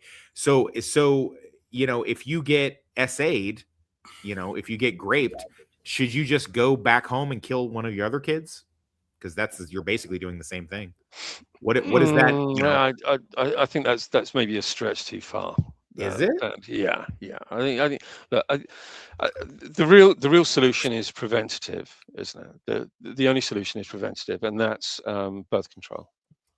That's contraceptive. I don't know, man. I got 5 kids, and I didn't have any say so in any of them. So I got chicks pregnant, and they're like, "You kind of did." Yeah, get a job, dickhead. I don't have enough money to pay for this. Get a better job, dickhead. This child support's more than what I make. Get another job. There was never any kind of bodily autonomy on my end. So it is what it is, man. I don't know. I think that you make choices and then you take accountability for it. But I know that is a scary thought. So at the end of the day, I think that the reason why women act the way they do with this Lindsay Clancy case, I think some of it is what you say, Inside Man. I think some of it is performative. It's like fashion. They're looking for a new cause. It's boring to say I stand with Ukraine. It's boring to say Black Lives Matter. It's boring. It's passé to say, free Palestine and all that other shit. This is the new thing that they can kind of gear up. So in that way, I think you're right. I think there is some truth to that shit. But at the same time, dude, I mean, defending. So, and that's another thing. Free Palestine. Why free Palestine? Well, Israel's over there murdering women and children. Okay. So because it's brown people doing it, but if a white rich woman does it, it's totally fine. Well, it was her kids. Oh, okay. Well, that's cool. I didn't know that. I mean, yeah, I'm like a lot of people. I grew up with a mom that said, I brought you in this world and I'll take you out. But I mean, besides a couple of fucking baseball bats to the face every now and then, and maybe one of her fucking beer mugs thrown at my head. Beyond that, she never really made any serious effort in that. And she certainly didn't do it when I was a toddler. So, I don't know. I don't know. I mean, she did used to beat me with a wire hanger, which I took, that was probably abusive, especially since I was only 9 months old at the time. But I mean, did she watch Mommy Dearest by any chance? Yeah. You didn't get that joke, did you? Wire hanger, 9 months. Get it? Anyway, whatever. I was almost going to make a Mommy Dearest joke earlier. Go ahead. Do you think it's that extensive? But I mean, do you think there are that many women just having abortions willy-nilly all over the place? Like it's a contraceptive. I'd like to think that it's not that. I mean, obviously social media and media and all of that stuff, this stuff gets blown up. But do you think really, if you look at, I don't know for England, I don't really know. I hope it isn't. But do you think it is that extensive? I think it is. Just anecdotally, I know that every single woman I know has had an abortion, but don't take my word for it. Let's go to the Guttmacher Institute, who in a recent study says an estimated 1.1 million to 1.13 million clinically provided abortions occur annually in the United States. 1.1 to 1.13. I'm not a mathematician, but that seems like a lot. That seems like a lot of people. An issue. Yeah. I wonder how many of those are sex workers. I'd be curious to know, actually. I mean, I don't know. That's a good question, but I mean, because they're sex workers, their kids aren't allowed to live. I mean, no. I'm just saying, because they would see that if I'm kind of going through a kind of a linear process here, so they would see that if they were pregnant, if they were 9 months out of the game, then their livelihood has been destroyed. So You know, Oh, if you- so you're saying it would be bad if they had to stop being whores for a no, little no, while? no. Surely they'd be used to birth control. I'm neither justifying their decisions one way or the other. Whether they decided to keep the child or whether they decided to terminate the pregnancy. Rossi, you are nothing but a whore! But I would be curious to know how many of them in that. How many are trick babies, as we say on the street? Yeah. How many of them hoes be having trick babies? Who let you put a baby in there? Gators bitches better not be getting pregnant. Gators bitches better be using rubber. Let me find out that fucking Inside Man's really a fucking pimp on the side. Let me find, because he seems he's how dare what happens when your hookers show up and they're like, I'm sorry, daddy, I let the John nut in me too many times and he got me pregnant. Oh, you stupid whore, aren't you? Here, feel the back of me hand. I don't give a shit. Get back out there to work. Oh my God, what accent was that supposed to be? I want $5 quid out there. That was terrible. What the hell was that? I don't even know. Yeah, that escalated quickly. That did. There might be some trouble. Inside Man, I think. Yep, definitely. They're heading over to your flat. They're heading over to your flat right now. Anyway, enough about Smith's Martians. And let me say one more thing here. Please. You're talking about people giving Palestinians an excuse because they're brown people. Yeah, you're not far from the truth. It's a bit more complicated than that, but you are touching on something. So when I was in school, there was an instance where someone in the class, I'm talking about in the classroom environment now, said that bin Laden came from a rich family. And the university threatened to shut down the class unless that was retracted. Well, wait a second. That's a fact. He really did come from a rich family. Saudi billionaire. Because it offends the the hierarchy of the oppressor versus the oppressed. That he's committing violence, therefore he must be poor. So only poor people do commit act like this, and so he's a freedom fighter. He's not actually doing violence. And they say this about the people in Chicago too. Well, they're not violent; they're just fighting oppression. Yeah.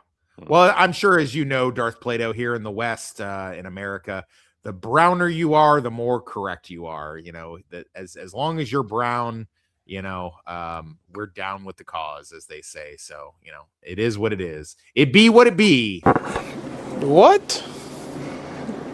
Bro, what are you talking about, man? Well, okay. So after that lovely diatribe that we just did and delved into, let's go for something a little bit more fun. I did see the Spider-Man movie. I will say that although it wasn't quite the piece of shit that Mahler on Open Bar made it out to be, it definitely is the worst of the Tom Holland Spider-Man movies. I pretty much park my car in the same garage as Northern does for this. I think that its pacing was all over the place, and it just was trying to do too much stuff, trying to make the villain. Weirdly, in the movie, Jean Grey is not held accountable for her actions. Weird. Art imitates life, imitates art. But also, they didn't use enough of the deleted scenes. I wish they would have used this deleted scene that they had from the most recent guest appearance of the Punisher in Spider-Man: Brand New Day. Here we go. I'll play it for you guys. I managed to get hold of it. What is love? Baby, don't hurt me. Don't hurt me no more. Baby, don't hurt me. Don't hurt me no more. What are you doing here? What are you doing here? Making stop. Fire on and the music off. Is that on? Hey, you're funny.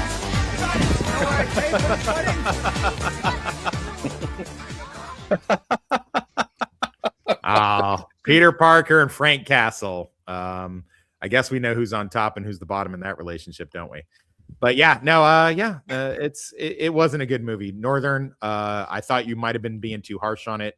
I did watch it last week. and yeah, man, I fell asleep twice, dude. It was just not very good.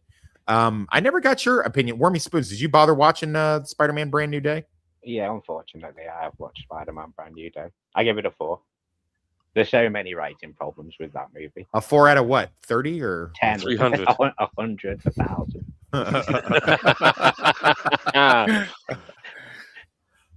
Yeah, it's not good. It's easily the worst of the Tom Holland ones. It's one of the worst of all of the Spider-Mans. I don't know what the fuck they were trying to do. It's really insanely popular. It's doing really, really well. So no accounting for taste on that one. And I hate to agree with Mahler on anything. But most of his assessments of the film were pretty spot on. I thought he was just being a contrarian, saying that he didn't like it while everybody else did. Northern, didn't you do an in-depth review on this? Yeah, I did. I mean, the thing is, I still like Tom Holland in the role, and he did have some good chemistry with the Punisher. It's just regale all of us while I go drain the main vein and give us. Yeah, go ahead. Prattle on. Yeah, but this really fucking killed all goodwill the moment Jean Grey was fucking let off. I mean, if Spider-Man had arrested her, I would have been a little bit more forgiving, because if we go back to the Batman animated series where we meet Catwoman with the Cat and the Claw episode, part 2, even though she helps him, he still arrests her because she did commit a lot of crimes and she still hasn't really paid for it. So it's morally irresponsible, this new Spider-Man movie. It really is. She fucking man-raped people, fucking kissed Peter Parker under, man-raping fucking MJ, threatened to throw off a fucking roof, laughed about it, pretty much fucking rubbed it in his face about it, got a homeless guy, probably either he's killed. Dead. Yeah. No, he's dead. He's dead. Oh, yeah, fucking dead. He's fucking dead. People say, well, she didn't really kill someone. He just might be badly hurt. Yeah, but she still fucking put him in a situation where he could have been killed and didn't really give two shits Dude, about she it. definitely killed some people, dude. Yeah. There's no way she didn't kill anybody, man. There's no fucking way. But the people who wrote the script said she didn't really kill anybody. No, I'm so tired of hearing that excuse about the directors. It's like the director said that Nikki was definitely SA'd. What's his name? Definitely said that Tom's the bad guy in 500 Days of Summer. I don't give a shit. It's art. I get to say what I think about what I saw and what happened. You can say whatever the fuck you want to say about it. I don't give a shit what the director said. How many years did we listen to fucking Harrison Ford saying that what's his name wasn't a replicant? And then how many years did we hear Ridley Scott saying that he was?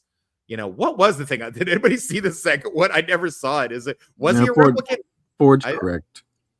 Ford was correct? Yes. He was not a replicant. There we go. Score 1. But Ridley Scott said that he was. And didn't he direct the movie? So it's like, I don't give a shit what your fucking authority figure ivory tower person says. It's a piece of art. I'm going to judge it how I see fit.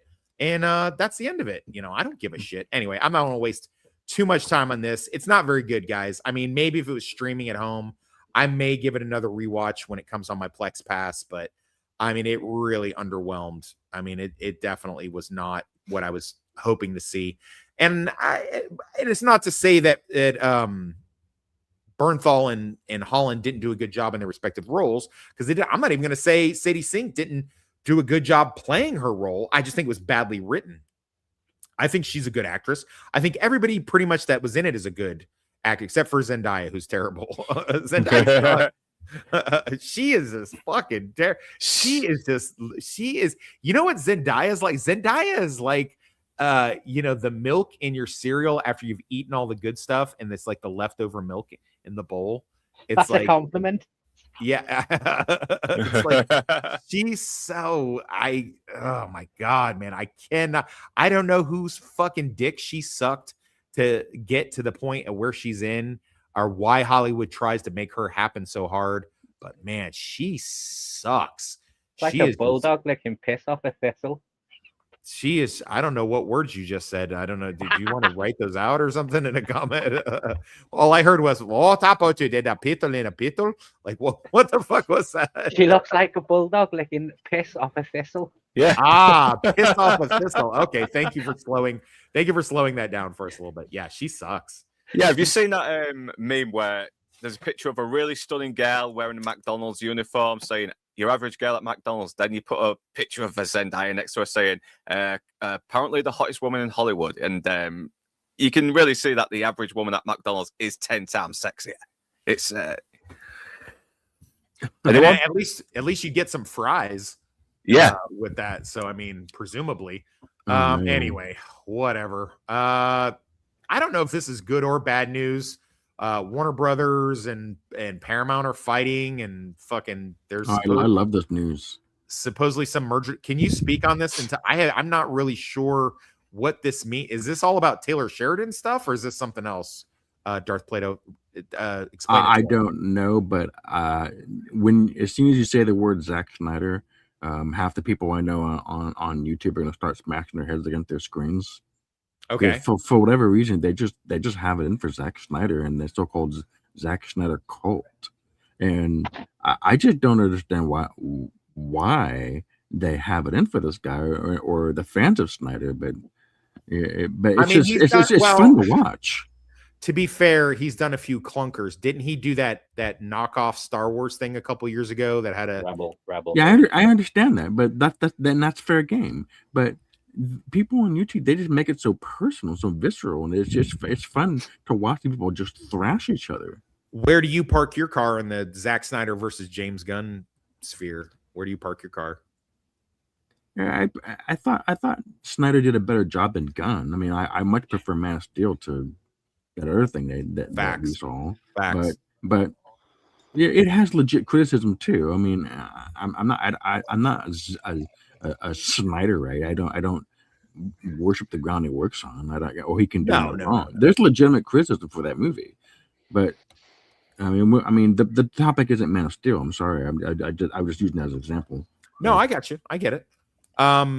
So is this deal that they don't? Why don't they want to do the merger now? What is that about? Does anybody understand what is the big holdup with the deal, or what is the big controversy with the deal? I don't know. Fucking hell. Inside man. Any idea? Don't care. Yeah. Bunch of fucking pop culture geniuses we are on this fucking show. Well, what they're going to see is we're going to see explosion of YouTube videos now saying the Snyderverse is back. Yeah, I mean, I have seen that. I have seen stuff saying that the they're already starting then. Yeah, mm-hmm. Yeah, I have seen that the Snyderverse is back. But you know who else is back again? Men are back. Ask a friend, because the WNBA no longer recognizes, as proven with Brad, aka Brittany Griner, that you can be a man in the WNBA. Well, 2 former WNBA athletes have decided to throw their hat into the ring. Officially declaring myself a WNBA prospect. If simply declaring who you are is all that's required, then I meet every single requirement necessary to compete in the WNBA. I'm transgender. I'm a woman. I identify as sometimes identifying as a woman. You guys are gonna think that I created this with AI, and don't think that I wasn't tempted to. But I did not create this with AI. This is 100% legitimate. Mm-hmm. For purposes of basketball, professional basketball. So I'll be declaring for the WNBA draft in 2027 as well. Okay, look at it.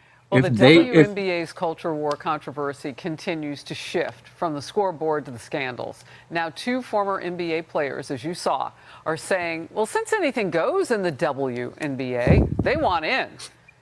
The league was... Go ahead, Darth Plato. That's the thing. See, the thing is, what they've done is they've played them at their own game. And good luck to them. I hope this all goes through. I hope that Slay Queens, you be your transgender, you be your authentic self. No one can tell you what kind of woman that you need to be.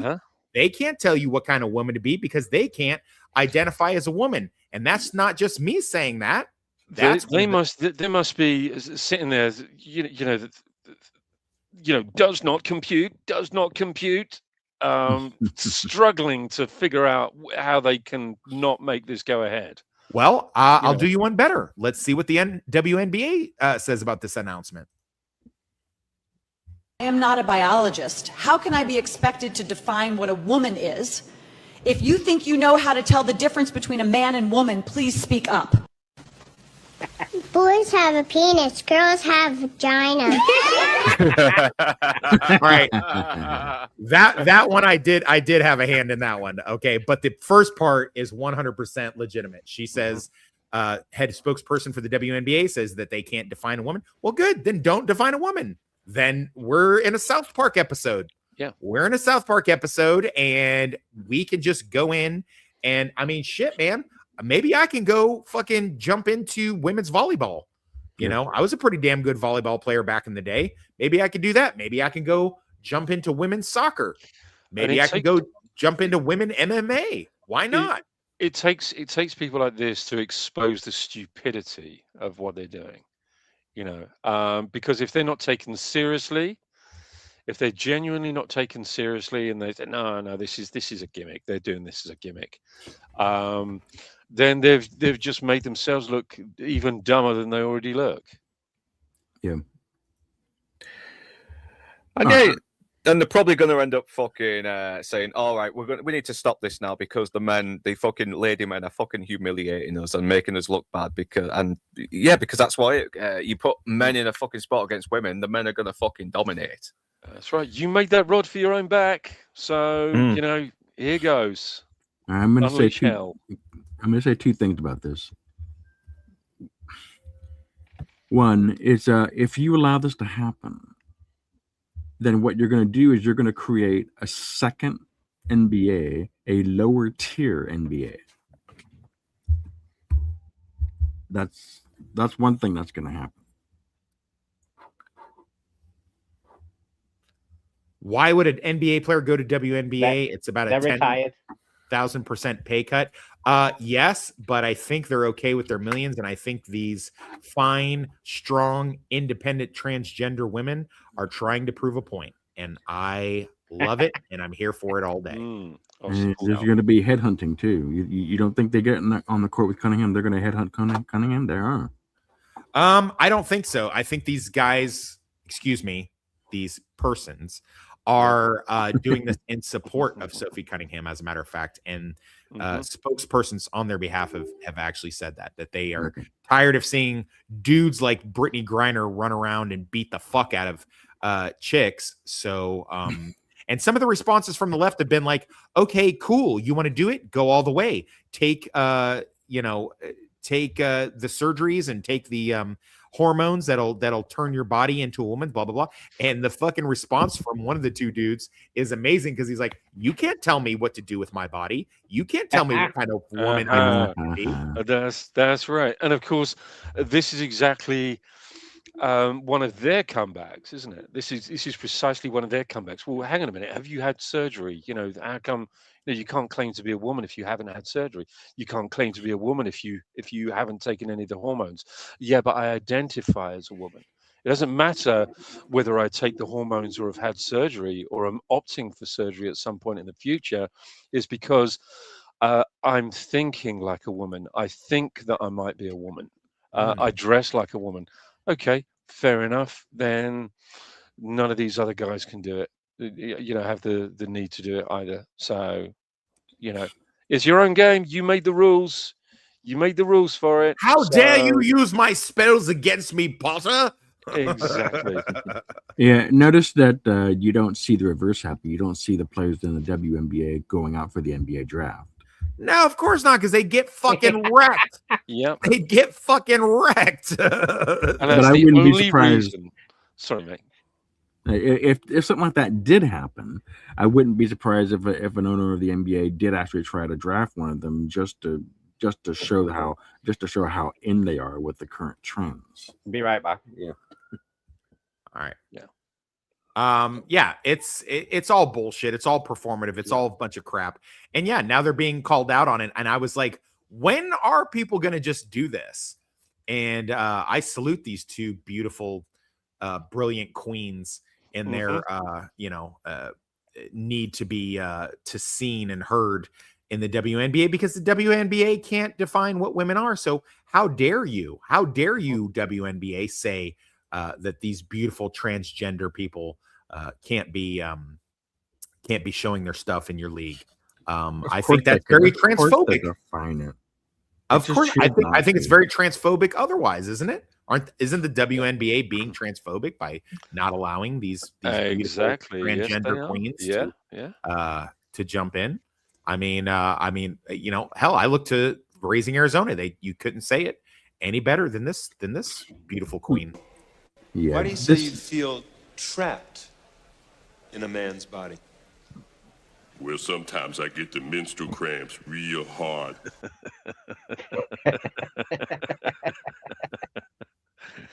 There are hills out there to die on, but guys, don't die on this hill. Yeah. I'm gonna die on this hill. I'll definitely die on this hill. I may find if I can find a sport to go join. The only problem is I don't know that my fucking bad knee with a pin in it from Iraq is going to be able to survive even women's sports. I have to find something. I have to find somebody like maybe women's boxing. Women's boxing. I could really fuck them up. And that Jesus, I could dominate in there. Maybe I could find. Yeah, go ahead. I was going to say, did you see that Algerian male boxer that competed against women and kicked the living shit out of them in the Olympics? Love it. She actually said that, confessed that she is actually a man. That we already knew. We already knew it. The world knew it. And that is so transphobic. Oh my God. He actually said that he was a man competing in the women's sport. So How do you do? My God, man, what have you done? That's not your mother. It's a man, baby. It's a man, baby. Yep. And that movie has been banned forever. Yeah, exactly. All right. What else do we got? What is that a good topic or was that a bad one? I guess that would you guys classify that as a good topic or a bad topic? Good. A contradictory one. If you think about it, their own ideology contradicts this because they complain about like in acting, you can't have an able person portray a disabled person or a straight person play someone who's gay. Yeah. So, do you remember that? I don't know how much. But apparently a man can portray women. So that doesn't make any sense.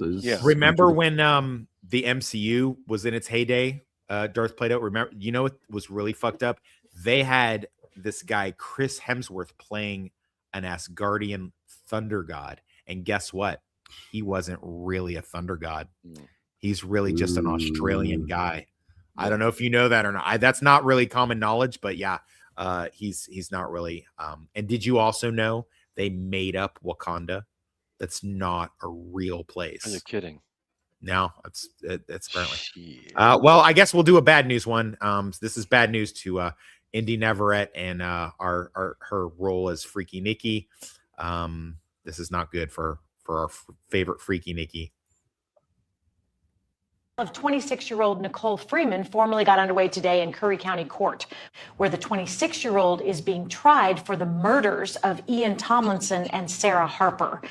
The Curry County Prosecutor's Office had initially considered Freeman's possible involvement in the death of Baron Bailey. However, the county medical examiner has ruled Bailey's death as a suicide with levels of toxicity consistent with an intentional overdose. Despite the medical examiner's ruling, prosecutors have not ruled out the possibility that Freeman is still somehow involved in Bailey's death. Freeman has pleaded not guilty to the charges against her. We will keep you updated right here on KCCCV News Channel 8 as new details of this case become available. Poor Nikki. Where's the GoFundMe for her? Where's the GoFundMe? Northern, where's the GoFundMe for Nikki? Is that real? No idea. And it's definitely not resting in my bank account. You didn't hear that. From me. It's as real as anything AI. It's obviously a funny clip put together because Nikki Freeman's not a real person, obviously. But yeah. So I don't know if you saw Obsession. If you didn't see Obsession, that probably didn't make a whole lot of sense to you. But if you did see Obsession, you should have probably found it quite charming. Hopefully, free Nikki. Hopefully she gets to get out of that situation. And I noticed that the cops make no mention of the $1 billion found in the other dude's house. Yeah, now I get what you're talking about. Yes, yeah, I just got in. I do apologize, but yeah, it's a good fucking joke, isn't it? I mean, so the cops have obviously, so someone's been swiping the fucking money, haven't they? I mean, apparently. Yeah, they must have had a lot of fucking help to get that done in a short amount of time. I mean, because that was a fucking lot. $1 billion is a lot. $1 billion is quite a lot. Hey, you know what else cops are good for these days? I don't know how they do this. I already knew London was like a police state for years and years and years. Thank God you guys have all those cameras everywhere, huh? That must have really cut down on all the violence against Muslims. You guys are killing it over there. You know, no more guns. Your guns were taken away. Got cameras everywhere. Yeah. England must be super safe. Yes, it works. It works. Yeah. The gun thing's been around since 1920. Yeah. But here in America, flock cameras are all the rage. And I don't know if you can read this, but here's the big thing that we use flock cameras for. We don't find stolen cars with them. We don't find missing children. We don't do anything to really stop crimes. But you know what they are really good for? Police officers stalking their exes. It's really good for that. So far, over 50 police officers in the last several months have lost their jobs for stalking women. Actually, this one's 50, so 26, which means the other ones were kept on the job. Nice. Good job, guys. They must have investigated themselves and found out that they didn't do anything wrong. Flock cameras. What are we thinking, Darth Plato? What are you thinking about flock cameras? You guys over in the UK, you guys have been living with this for years, right? Yeah, I mean, it's not to fucking catch criminals. Jesus Christ, the amount of times we've come across fucking assholes starting shit and no arrests were made. No arrest ever happened because even with all the fucking cameras all over the place, it's not to protect us. It's just to fucking spy on us. That's it. It's government control shit. That's all it is. I mean, it's to wait for the uprising so that they can keep fucking tabs on us and stop the. Yeah, it is. No, the fucking sneak. It's Big Brother. It is proper Big Brother shit. Yeah, it's Big Brother, Darth Plato. But what does Big Brother want to do with it? Like what you say? Yeah, it's Big Brother, but like, what does Big Brother want to do with it? Yeah, control. It's all control. It's all control. I mean, of the masses. They want to impose their utopian view on people. That's it. Well, look, all governments want order in a society. So they think they're doing it because they think it's going to help in the long run with keeping law and order. What? Are they right? No, I don't agree with that, but I think that's where they're coming from. I mean, they're wrong in ways that I can't even describe right now. And like I said, right now, the primary function for these flock cameras is for fucking weirdo cops to stalk their fucking exes. That is the main purpose for fucking flock cameras. There's another one. This guy just fucking Florida police officer stalked his 717 times to track his estranged wife. Like, I mean, if you give this kind of power to a regular person, what do you think they're going to do with it? What do you think they'll do with it? So, I mean, it's not super difficult to understand, but apparently there's a big movement now. This Halloween, they're going to have Attack the Flock night. So instead of Devil's Night and Halloween shenanigans, they're all going to go after fucking flock cameras. And I think that's just wrong. I definitely don't think that they should be in any way, shape, or form going to Home Depot and getting a 14-inch bandsaw and going and cutting these things down, or using laser pointers to fry their circuitry boards, or digging out the 3.5 pounds of copper and silver that are inside the mechanisms of these things in order to sell it on the black market and buy methamphetamines. I definitely do not want anybody to do that stuff, because that would be wrong. You sure about that? You sure about that? You sure about that? Did you just clip yourself? Yeah, that's me. That's me. Is that what you think I look like? That's crazy. No, hold on a second. We've been doing this show for how long now? Today or in general? Yeah, and today we have yet to see the clip. Which clip? What clip do you want to see? Oh, You know what? yeah. The clip of doom. Yeah, That's yeah. it. He's going to reveal themselves as The clip of warranting doom. that clip. No, Yeah, tell me. that clip. What am I? This, What am I? this show is the- way too behaved. I'm retarded. That one? Dun, dun, dun. He wanted that one. He wanted that one really bad. I mean, I usually save it for when somebody says retarded, but I mean, if you want to see Scott Bakula say the R word, I'm fine with it. I'll play it whenever you want me to. Let me ask something. Please. In the U.S., we have a big problem with the defund the police movement. But is that what's going on in the U.K. or is it the opposite? No, we have a movement called Refund the Police, because it's already been defunded by subsequent governments, and look, what they did. See what we had with Boris Johnson. So he cut the police force, the Metropolitan Police Force, by 20,000, right? 20,000 officers. So when he decides that he's going to go for another election, so he calls an election and he says, if you vote us in, what we're going to do is we're going to add another 20,000 officers to the Met Police. So he gets in, they add 2,000. So there's still 18,000 down. And each of the successive governments have tried to say exactly the same thing. People are crying out for more police. Certainly more bobbies on the beat kind of thing.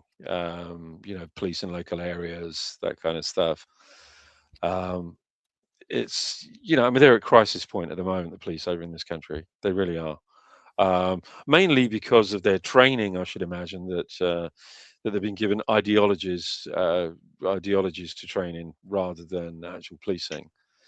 And they've said that they have to ignore all kinds of racial profiling. But of course, by ignoring the racial profiling, what they're doing is they're actually racial. Whoop. Who's non-white? No, fucking hell, fuck off then. They got to him. So everybody who is non-white is automatically assumed as being innocent. But anyone who is white is automatically assumed as being guilty, because they're so shit scared of being called racist by arresting somebody who is a non-white. So that's the way it is over here at the moment.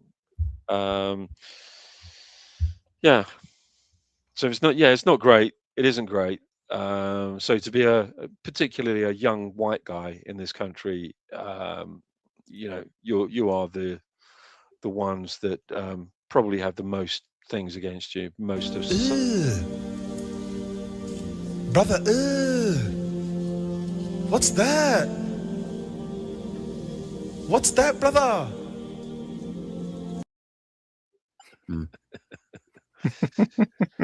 But it's true. It's it's a shame. It's a great shame.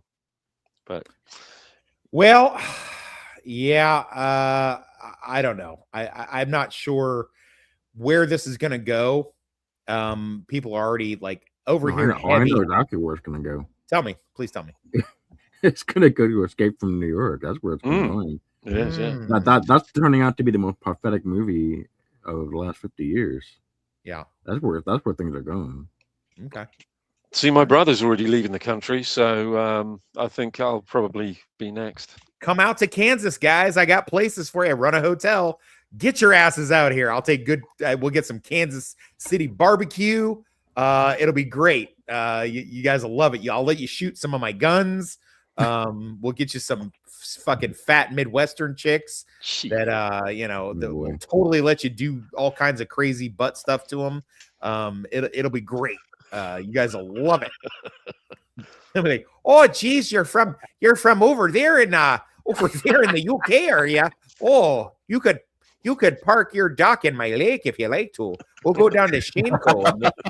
We'll go down to Shaneco and get a bit of a diamond because you got a friend in the diamond business, don't you? Oh, that'll be great. Oh, you could take your pop and put it in my sack. Quick as you like. Quick as you like. I like that. I like that accent there. I'll get you a thing of warm milk after we're done boning for a little while. That'll be good. I like you. You're a nice man there. Oh jeez. Sorry, Midwestern people. I hate to talk shit about us, but we're simple people out here in the Midwest. It's simple-minded. Simple-minded. Yeah, it's pretty simple. It's nothing too complicated with us out in the Midwest. Let's see. Do we have any other topics before we do trivia? Not particularly, but I do have one that leads into it. And so I actually got this idea from a friend of the show, Melvin Deeply. And I told him we were going to do this. We didn't do it last week because I got heat exhaustion from mowing my fucking 20-acre lawn here in the Midwest. I'll tell you what, whatever else you may think, the Midwest is no motherfucking joke as far as when the fucking heat gets bad. It is bad. But yeah, this is the topic of the coolest of the cool. And I haven't gotten all of you guys' votes yet on who you think is the coolest person in either film or your favorite. It doesn't even have to be like, ostensibly what the zeitgeist says is the coolest guy. Who do you think is cool as fuck in either TV or movies? Who is your vote? I've heard from Northern. He picked Chili Palmer, based as fuck pick there. Hell, he's in a fucking book and movie called Be Cool, so you're not going to get too much cooler than that. Darth Plato, do you have a cool character that you wanted to throw into the gauntlet there? Well, I'll say off the top of my head, am I limited to a choice? Yeah. Yeah. That's why I say favorite, not just a group of a survey. Just give me your favorite cool character. Okay, off the top of my head, I'm gonna be a wacky guy because I'm a wacky guy. I'm gonna say the pimp from the Vacation movie. I don't know what is that? What is that? Give me National Lampoon's Vacation. I don't know, but I just watched the movie Vacation with Chevy Chase was driving around in St. Louis. Oh yeah. They were trying to find the freeway, and he got out of the car and saying, "Hey, you know the way to the expressway?" And the guy said, we in a very colorful manner get lost." I just remember that. Wow, that's a cool dude. Okay. I'm kind of hoping for somebody a little bit more. Okay. You want me to name somebody else? Okay, fair enough. I'll name somebody else. Velvet Jones. Okay, who is that? Oh my God. He's freaking Eddie Murphy, dude. He's an Eddie Murphy character. He's an Eddie Murphy character? Yeah. Okay. Boy, you're taxing me really hard, Darth Plato.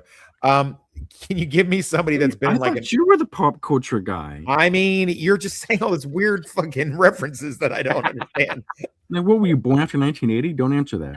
I mean, 77 I was born, but I mean, I'm not. Okay. These aren't exactly Jack Burton or fucking, James Bond or Snake Plissken type characters that, Yeah, but half the planet are gonna name those guys. Well, we're not half the planet, it's just 5 guys on a show. I'm just trying to make the I'm trying to make the what do you call it? I'm just trying to think outside the box because half the no, stay in the box. Stay in the box. Okay, you want me to stay in the box? Okay. On that screen, what I see on that screen right now. It doesn't have to be on the screen.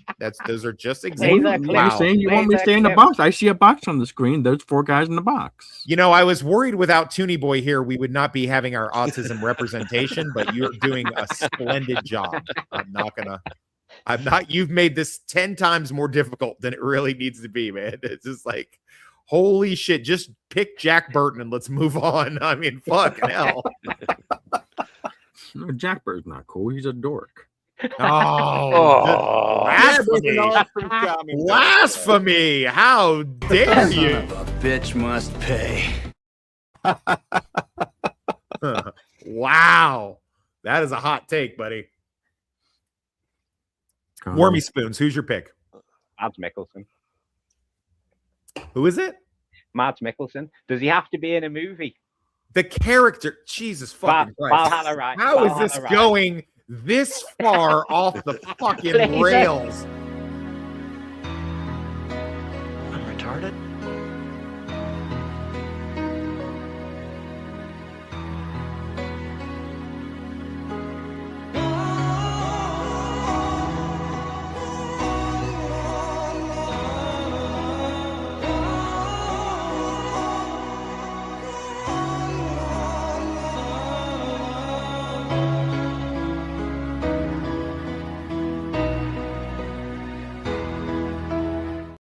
You've answered your own question, Tom. That was the coolest character in the history of cinema. Jesus. I'm just saying a random pop culture fucking character that riffs off some cool fucking lines. Yeah.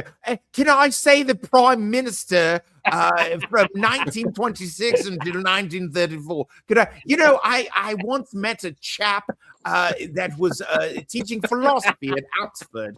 And, he was able to tell me a thing or two. And fucking Darth Vader, there's a random character that showed up in a movie back in 1972. He said one line. I don't know his name. There was a guy with purple hat. Hey, he was a cool motherfucker, man. Come on, guys.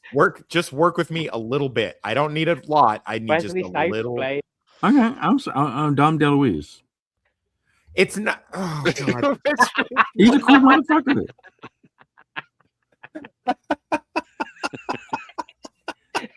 Oh wait! Shit! I broke the rule. I said the actor, not the character. I'm sorry. Okay, that was my bad. I love you, Darth. I think you're trolling me now at this point, Darth. I really think you're fucking trolling me. I think you're fucking trolling me. He's like Kaiser Soze. Wait, no, actually, not Kaiser Soze, the stunt double for Kaiser Soze, who said something cool at the craft service table while they were filming Usual Suspects. No, I don't like that movie. Yeah, I'm not surprised. Come on, guys, just help me out a little bit. Just give me a little bit to work with. I can't Google quotes for these guys if you don't tell me. Okay, I'll say Captain Chaos from Cannibal Run.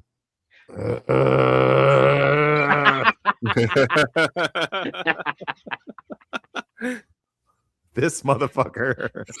You're fucking all right. So he won't be playing trivia with us, apparently.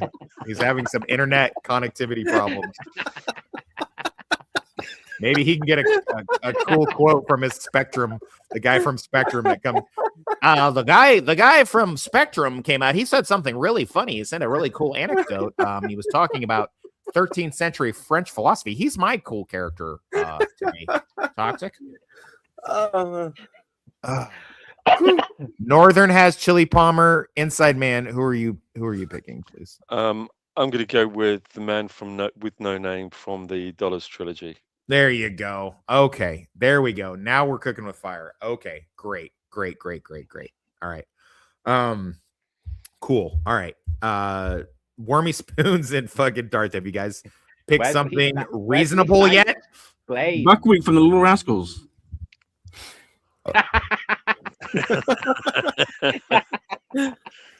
you think that just because you're my friend and I like you, that I won't find your address and come out and fucking smash your car or do something horrible, you've woefully misjudged me because I am that petty. Come on, man. Pick John fucking Wick or something, dude. Come on, help. Work with me a little bit. You said Wormy. You said Blade. Yeah, Wesley Snipes. Okay, Blade. I heard you said Wesley Snipes first. They're two different people. I know they both look alike. Okay.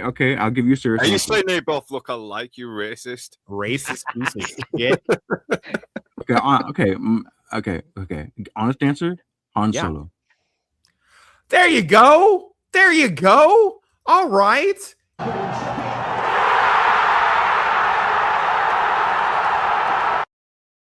For anybody watching, that is a real live crowd.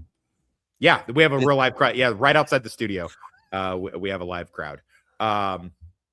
Obviously, there can be nobody cooler than my pick. So you guys think you've picked cool picks, but my pick is the coolest pick of all the coolest picks. None other than Mr. Sam Elliott, who played Wade Garrett in the 1988 incredible film based on a true story. Roadhouse. Enjoy it. Man with the soul hand, you want a lover with an easy touch. You want somebody who will spend some time, not come and go in a heated rush. Baby, believe me, I understand. When it comes to love, you want a slow hand. Oh, who else is horny as fuck right now? Is it just me? Is it just me that's horny as fuck right now? It's I might just have you. said yes. All right. I'll go get all the sleep I need when I'm dead. Thanks for the dance. Yeah. Oh, goddamn you fucking. Woo! You silver fox son of a bitch, you. There's nobody better than you. All right. Well, unless somebody else has something else to talk about, I think you know what we're gonna do right now, guys? You know what's gonna happen? Are you guys ready? Uh-oh.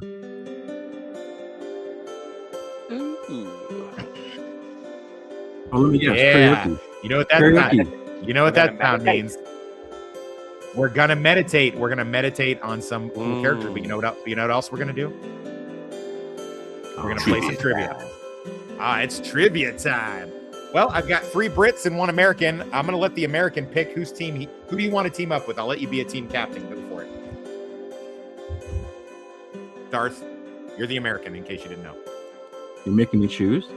Yeah, I'm making you choose, buddy. Come on. I choose Lord Toxic. You can't choose me. I have all the answers. You have all the answers. I can't. You know what? I'm gonna hurt you. I'm gonna hurt you bad. You are incurring my wrath. I appreciate the fact that you're trolling me. I like it, kinda. I do like the abuse, but at the same time, you're slowing down my show, and I want you to. Okay, fair enough. Okay, if I pick your guy from the UK. Okay, I'm gonna choose completely randomly. I would choose Inside Man. Okay, Inside Man. You are teamed up with the learned Darth Plato. Yeah. And that means you guys are team 1, and team 2 will be our Scouser friend Wormy Spoons and the Northern English Bastard. Are you guys ready? Wormy Spoons, you've never played. I think you've watched this enough time, but I'll reiterate the rules for you. Each question equals 3 points. If you have to take a hint, it removes a point. On the second go round, if you need another hint, you'll only get the 1 point. I will occasionally award bonus points as I see fit, but for the most part, keep your own score. 3 points per question, and we shall begin. There is a limited time frame in which to answer these questions. Are you guys ready? Team 1, are you ready? Yeah. Ready. Team 2, are you ready? I don't know. You worry me, Northern, because you just said ready when I said team 1 and you are team 2. So we're already off to a bad start. Wait, what team am I? What are the rules? 2. You are 2. Okay. All right. Are you ready? No. You're ready. Trust me, you're ready. You're ready for this. Okay. Team 1, consisting of Inside Man and Darth Plato, and Inside Man and Darth Plato only. Team 1. You know, fuck you, drinker. I got your little 30-minute warning. Shove it up your ass. Team 1. Never tell me the odds. Who said it? What cool character? Oh, I know that one. I know that one. Okay. What's your answer? Han Solo. Is that your final answer? It is. Is that your final opening question? That's right. 3 points to Team 1. Good job, Team 1. Team 2, are you ready? Yeah. Ready. All right. It's better to be dead and cool than alive and uncool. If you don't know the character's name, you can say the movie or the actor, and I will accept both. No idea. Damn, man. It does sound familiar, but I'm trying to rock my brain now. Better to be dead and cool than alive and uncool. Can we have a hint? If you can have a hint after the next group takes a shot at it, then you can have a hint.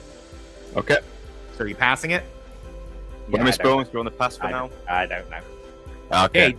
All right. Team 2, give it a shot. All right, I'd rather be It's better to be dead and cool than alive and uncool. Who said that? Or what movie or the actor? I will accept all three. If I had to guess, I'd say with Sam Elliott's character. Is that your final answer? That's my guess. I Inside reckon, Man. I reckon it's something really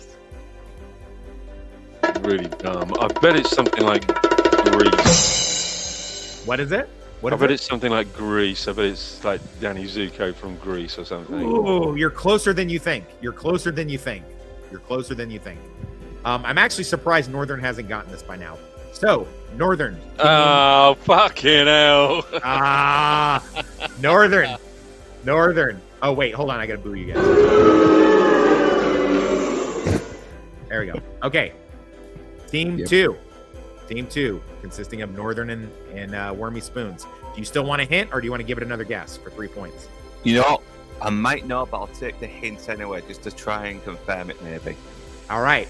This was an early 90s bombastic, campy, yet very enjoyable actioner between two sort of B-lister action movie stars trying to make their way in a crazy summer of 1991 that had Terminator 2 come out. So they were kind of in a flop.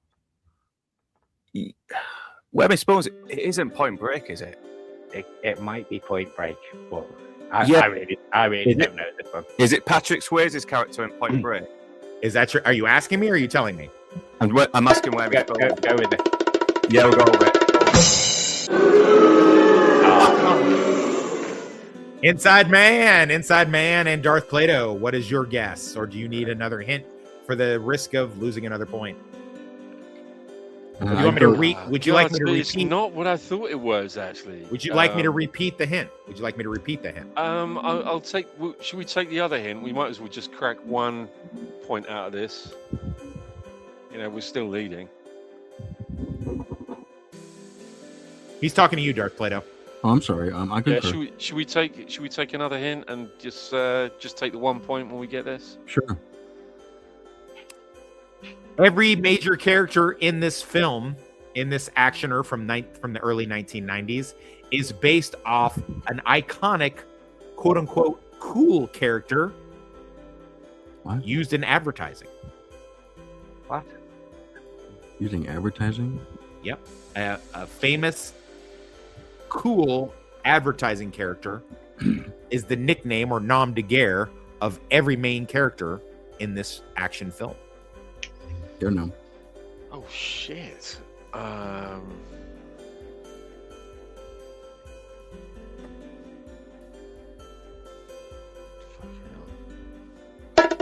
know what? No, I don't know. Yeah, it's one of those hints that only make sense after we know the answer. Yeah. Probably. That's actually pretty base statement. Let's find out. Let's find out though. Let's find out. Team 2. What do you guys think? Do you want me to repeat the hints? Yeah, repeat the hints just in case. But Okay, the first hint was this was a bombastic actioner from 1991 summer that was unfortunately, even though well received on cable and VHS, it was not so well received in the box office due to the fact of going head to head with movies like the Terminator 2 that came out that same summer. The second hint was all of the main characters in the film are named after different advertising cool characters from decades before. Wait a minute. Harley Davidson and the Marlboro Man. Is that your final answer? Oh. It's got to be. Well played, man. Congratulations, you got 1 point. Wow, look at him rubbing it in. Wow, what a dick move, Inside Man. I'm here for it all day. He's just in a bad mood because we didn't name his character the coolest character in the movie. Yeah, maybe not. All right, here's your chance to bury him down a little bit, guys. All right, Team 1, consisting of Inside Man and Darth Plato. All right. Here's your quote. Maybe I misjudged Stromberg. Any man who drinks Dom Perignon 52 can't be all bad. What James cool character Bond. said this line? That's got to be James Bond. Is that your final answer? Yeah. That's it. Spy Who Loved Me. Spy Who Loved Me. That is correct. All right, Team 2, it's time to catch up now. You guys ready? Ready? Yeah. I shop people I like more for less.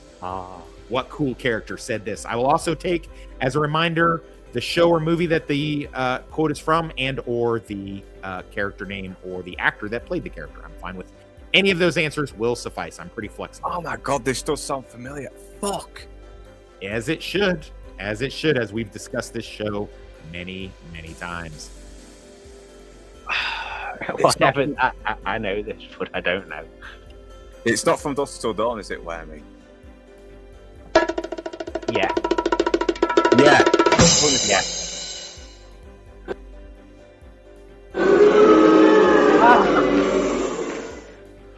All right, team one.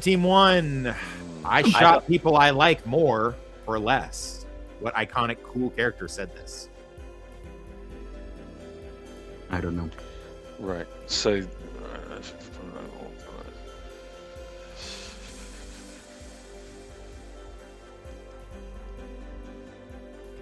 Do you want a hint? It's been around. Go on. Let's have a hint. Yeah. All right. This is a television show based off of a character from a famous crime author. Oh, son of a bitch! Now, mother. Yeah, Right. it's So Raylan it's, Givens. It's Raylan it has to Givens. be. Is it got to be someone like Philip Marlowe or It's Raylan Givens. Is it? Yeah. I need you guys to agree on something or say something else, one or the other. Go, mate. Go on. Raylan Givens. Is that your final answer? Yes. Well done, mate. Yeah, I For just 2 watched points. that. I just watched it last month. For 2 points. For 2 points only, as it was given. Yeah, I should have got it without the hint. God darn it! You should have. You should have. But you guys wanted the hint, so I give you what you want. Yeah. I'm here to take care of you, baby. I give you what you asked for. I'm a good time, Sally. All right, that's cool. All right, team 2. Time for you guys to make your big comeback. As a reminder, make sure you guys are keeping your own score. I cannot be asked to be doing that because I've got too much shit going on. Team 2, are you ready for your hint? Yeah. Your cool character hint. Okay. Here's a good one for you. EG means, for example. What I think you want to say is IE. It est.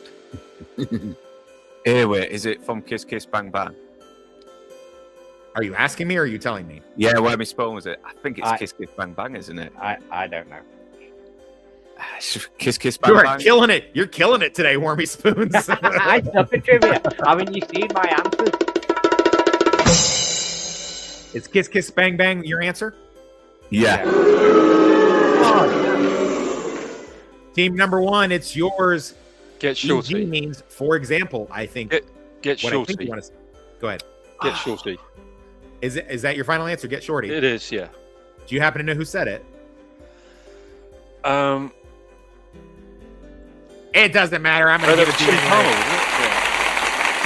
Billy Palmer. By the way, that was your motherfucking choice too, Northern. That was Northern's choice. Today, man. Jesus. That was Northern's choice. Here you go. You know what's coming, right? You know what's coming. I'm retarded.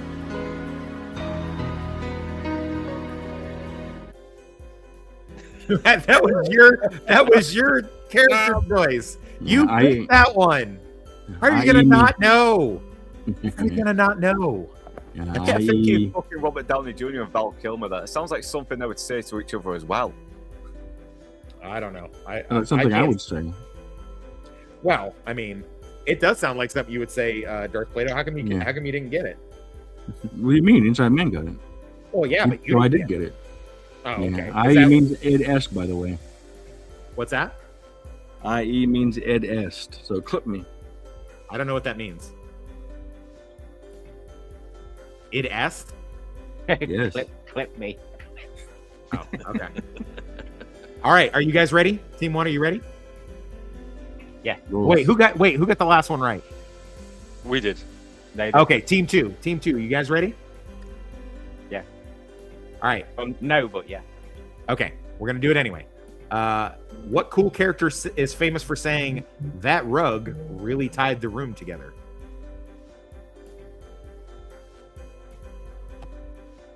That rug really tied the room together.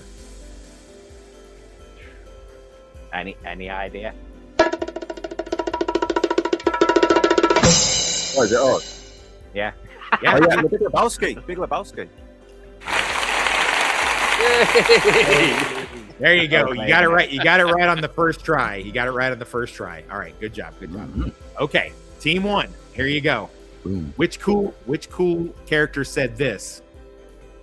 I thought you'd be more philosophical about it. Cut it the fuck loose. When a man sticks a gun in your face, you got 2 choices. You can die or you can kill that motherfucker.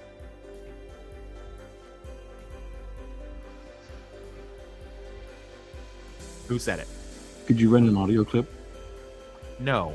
Is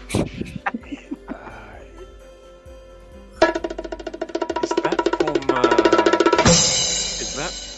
Sorry, can you just repeat that? The whole thing Sure. again? Sorry. Sure. Here, go. I'll give it to you again. No problem. No charge. I figured you'd be more philosophical about this. Cut it the fuck loose. When a man sticks a gun in your face, you got 2 choices. You could die or you can kill the motherfucker. That's What not from cool character Heat, said this? Is that from Heat? It just sounds like Pulp Fiction, but I don't know. I need an answer, guys. I think that's from Heat. It sounds familiar, but I don't know. Are we going with Heat? Yeah. Team 1. Or Team 2, rather. Excuse me. You want to steal it? I don't know what this is now, but that sounds like Tarantino. Okay. I don't know. I'm kind of getting out Swearigan vibes. It's from Deadwood. Okay. Would you like a hint? Yes, we'll have a hint. Okay. The killing done in question happened down in Memphis, and this is a mentor speaking to his student about being depressed and still living in the past. Yeah, I don't think I'm gonna get Tarantino then. No, I'm not gonna. I have no idea. I am really drawing a blank here. All right, Team 1, same hint. This statement from the cool character was made to his as a mentor to his younger student, who is still living in the past after killing a man in Memphis. Does that do it for you? No. It sounds like, I already said it. What does it sound like? Oh. Hang on a minute. Is this Mississippi Burning? No. I'm not even gonna accept that answer. Oh, right. No. No, I won't even. I'm not gonna do you like that. I'm not even gonna accept that answer. That was so wrong. Funny. That was so wrong. That's not. That was so far wrong. I won't even listen to it. Do you guys want another hint so we drop it down to 1 point? Yeah, go on then. This is, in my opinion, in my humble opinion, one of the coolest characters ever put to film or TV. In my opinion. How's and that I've a been hint? very vocal about it. That's not a hint. Fucking hell. That is a hint. I've been extremely vocal about it. I have said many, many times, I've done entire shows talking about how much. There's an entire video clip of me on my channel gushing about this man and this character from this film, who I find to be one of the best examples of a cool character. Cooler than cool. But nobody watches your show. How can we know that? Oh, wow. That's great. Wait, Darth Plato woke up and chose violence today. I just wish he'd have paid for his cable bill. And his internet was holding out as much as his fucking mouth was. That's crazy. Good for you. Good for you. I don't mind you taking the piss out of me. Good shit. Good shit. God. Well, if I had to guess, I'd say it was Samuel L. Jackson's character in Pulp Fiction. Samuel L. Jackson's character in Pulp Fiction. Is that your final answer? Inside Man? Yeah. Okay. All right. Team 2. Do you want to steal it? Do you want to hear the hints again or the quote again? Neb, is it Sam Elliott? Is it? Are you asking me? No, I'm asking Neb. Yeah, after the diatribe. Yeah, we'll go with Sam Elliott in Roadhouse then. There you go, boys. You got another point. That's just 1 point for you. Please be making sure that you guys are keeping your own scores. I cannot be asked to do that. All right. Let's see. Whose turn is it? Is it Team 1's turn? Yes, because Team 2 just got it right. Okay.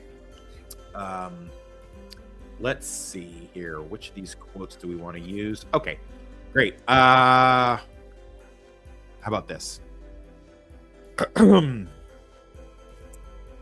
Which cool character once said, "I don't drive any faster than I can see, but beyond that, it's all in the reflexes"? Which cool character said that? Jack Burton. Jack Burton. That's another 3 points for you boys. Come on, Team 2. You really got it. Come on, man. You guys really got to fucking pull it up. Come on, man. I'm trying to get you guys keep it in the game. All right. Yeah, the monkey in my brain is not going on the wheel. It's picking it I agree. It's picking it fucking fleas. All right. All right. Team 2. Here you go. Are you ready for your hint? Ready. Yeah. All right. You stunt man. You any good? Proceeds to throw him down the stairs. That's not bad for a guy his size. Yeah, Chili Palmer and Get Shorty. There you go. You gave him that one. You It's gave my, him that. it's my game. I'll do what I want, damn it. All right. Okay, here we go. So good job, Team 2, staying in the game. That's 3 points for you guys, as far as that goes. All right. Team number 1. Here it is. A plan is just a list of things that don't happen. A plan is just a list of things that don't happen. Which cool character said that?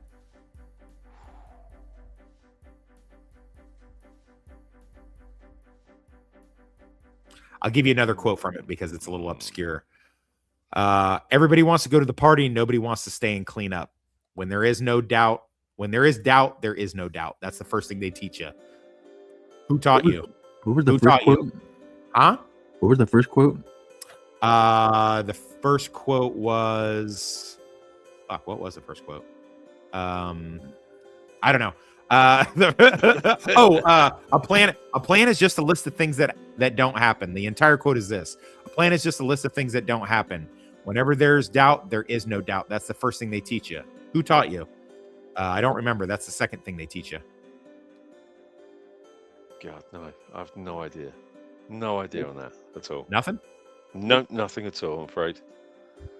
All right.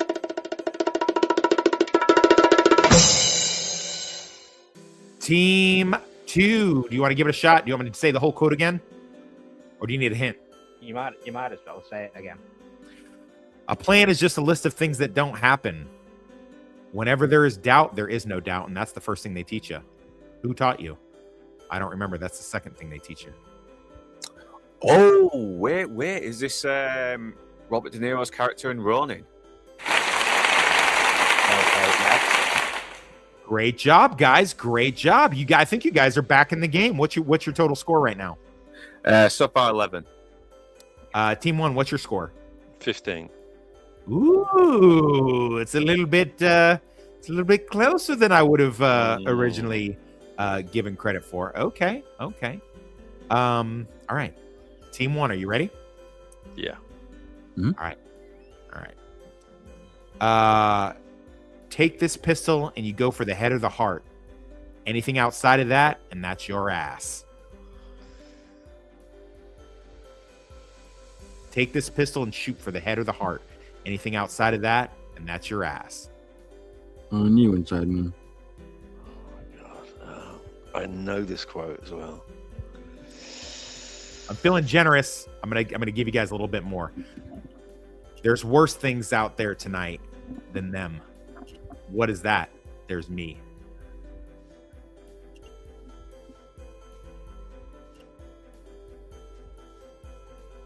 I'm gonna throw something at my dog if he doesn't stop snoring. Can you guys hear that? All right. This is from Dusk Till Dawn, is it not?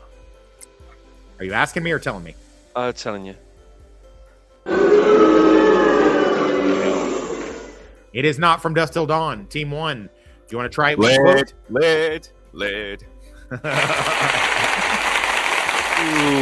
It is in fact Blade. Great Wesley Snipes. I had to alter the quote a little bit. Wrong vampire movie. Yeah, wrong vampire movie. Wrong vampire movie. All right, team number 2. Are you ready? Or Ready. excuse me, I'm sorry. One. Team 1. Team one. Yeah. You guys are out of order because like it's the Scousa and Northern are up at the top, and then smart ass fucking Darth Plato and fucking Inside Man are down at the bottom. Yeah, I had that confusion earlier myself. All right, cool. All right, you guys ready? Team 1, you ready? All Yep. right, here you go. Did you mean 0600 in the morning? Oh, I know that. All right, what is it? It's the Tom Cruise movie about when he was a Navy lawyer. A Few Good Men. Yeah, A Few Good Men. Pretty good. I'm not gonna lie. I was gonna actually give you guys another a little quote. Well done, mate. That Well was done. good. That was good, Yeah. Darth Plato. That was a good job. That's one of my favorite movies of all time. Yeah, that's one of my favorite. I love military stuff. That's what gave it away. Oh, okay. All right, fair play. I'll remember that. All right, team 2. Here is your quote. What cool character said this? I will turn this place into the fucking Wild Bunch if I think that you are fucking with me.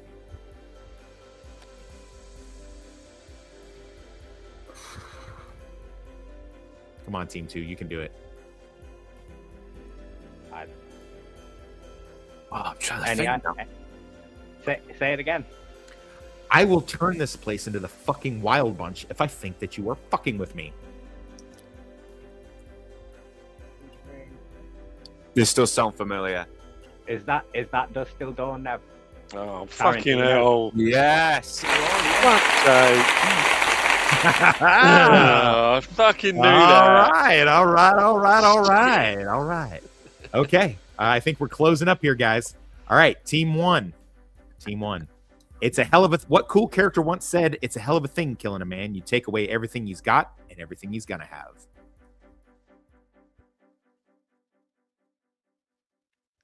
Good line. It is a good line. It's a hell of a thing killing a man. Take away everything he's got and everything he's going to have. What cool character said that? It sounds like Dirty Harry. Yeah, I was just going to say it sounds like Harry Callahan, doesn't it? Yeah, I think I'm going to say Dirty Harry.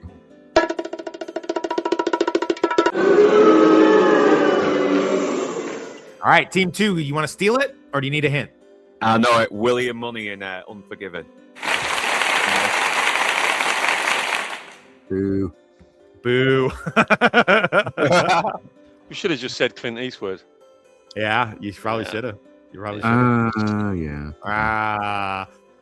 What are you gonna do? All right. All right, here we go. Let's see. I don't want to make it too hard, but I don't want to make it too easy on you. How about this?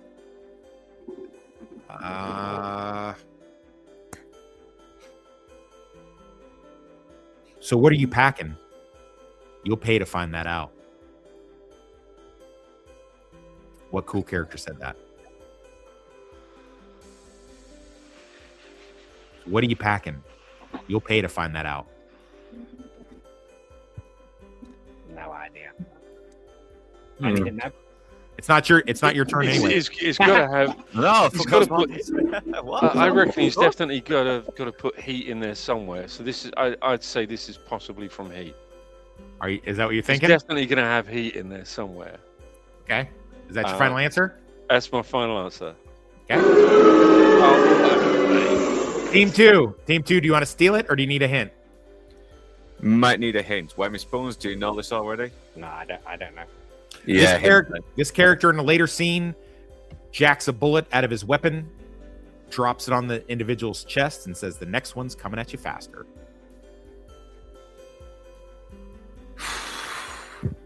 I think I've just watched this as well, but I'm trying to think.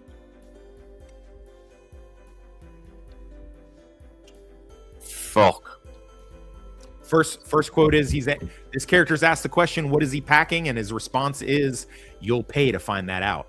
Then in a later scene, takes his weapon out, jacks around into the chamber, tosses it on the bad guy's chest, and says, the next one's coming at you faster. Jesus Christ, what's this off? Maybe I know training it. day. Let me go.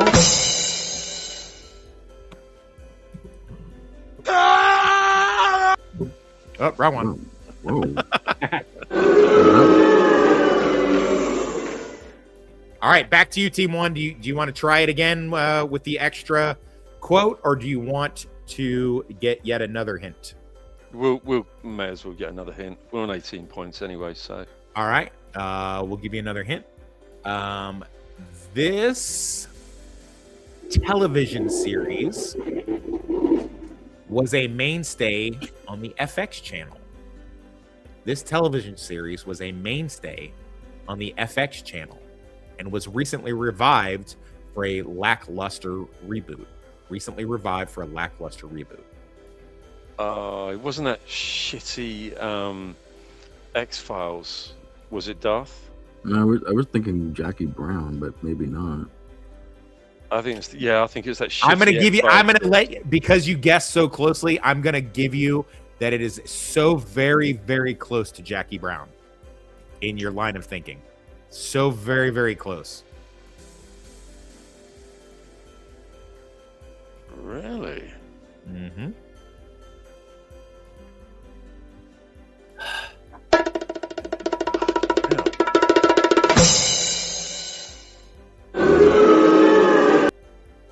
All right, Team Two, you can steal it for 1 point. What television series am I talking about? What are you packing? You'll pay to find that out. Jacks a bullet out of his weapon, tosses it on the chest of the bad guy, and says, the next one's coming at you faster. A mainstay on the FX channel. And Jackie Brown is an excellent, excellent guess, but it is not Jackie Brown. So something related to that, and it was on FX. And it was a shit revival. Fuck me. That is, I am drawing a blank here. Where are my spoons? Yeah, no. All right, neither group got it. It is. I never said that I couldn't reuse certain answers. It is Raylan Givens from Justified. Raylan Givens from Justified. Okay. All right. Oh, boo, boo, boo, toxic. All right. Let's see if we can do this last one. All right. Team number one. I didn't kill him. I shot him. It's the bullets in the fall killed him. What cool character said that? Yeah, that's Collateral. Collateral? Is that your final answer? And I mean, I think it's Collateral. Yeah, I'll go with that. Yeah, because I have no clue. Yay! Nice one. It is Collateral. It is in fact Collateral. Team number two. This is the final one. Final question. Let's see if you can get it. I'll give you an extra bonus point if you can get it on the first try, just to keep you in the game. All right. Who am I talking to? I'm talking to nobody. I'm talking to a dead phone. Because there's a dead man on the other end of this. Yeah, Robert De Niro heat. Yeah. All right. All right, with that 4 points, where does that leave you guys? Team two, where does that leave you? 24. Team one, what do you got? No, it isn't. I've got 24. All by now. Team one, what do you got? You haven't got 24 points. Team one, what do you got? What do you got? We got 21. Oh, No way. well, I No guess that.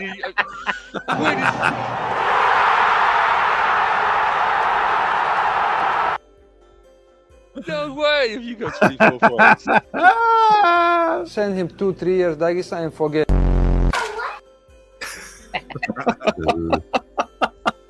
Hey, everybody played great today. Everybody played great. You guys should be all proud of yourself.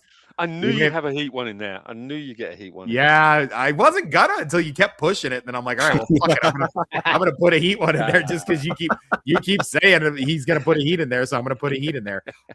So let me do my obligatory what's everybody up to. For myself, like I said, going head to head with the drinker. I'm gonna start finding more shit takes that he has. The most recent thing. Neb, did you ever get that clip or no? Oh shit! Yeah, I didn't fucking. I just got so busy today. Jesus Christ! That's all right. That's right. So if you don't know by now, my most recent video that I did, my most recent standalone video, was Anatomy of a Scene, which is my new playlist thing.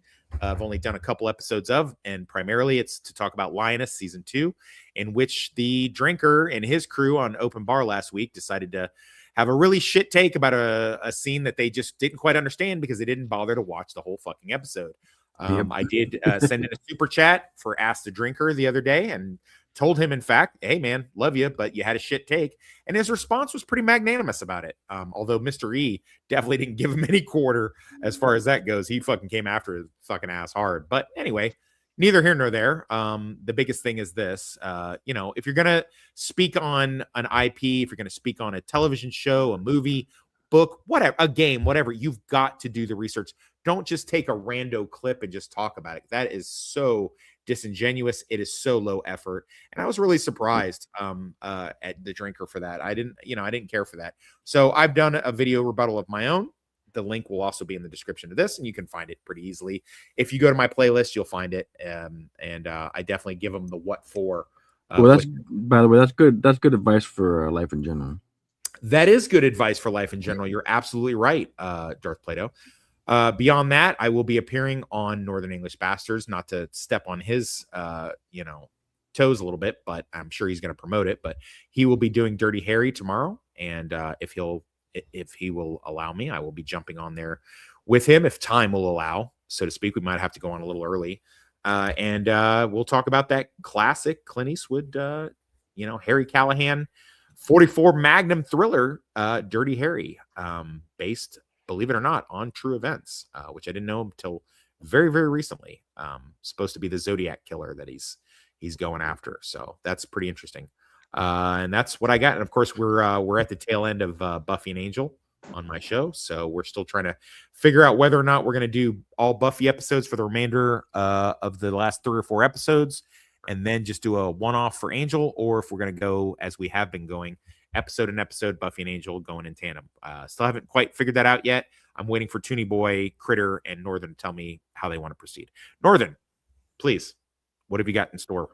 Well, yeah, apart from Dirty Harry with Inside Man and a lot of Toxic, and I think I got another guest on. I'll have to look at the thumbnail again, fucking hell, and talk to him. But yeah, that and Miami Vice Season 2, Episode 1, The Prodigal Son, me and Admiral T can come through Hot Dog, and anyone else that wants to jump on, we'll be talking about the first half of that episode for now, since it's a very long one split in 2, and we don't want to go on too long. So, yeah, that's so we'll be continuing the second half of that the week after. And so far, nothing else like any reviews for that I've edited just yet. I'm currently putting a few Halloween reviews for October. Get that already?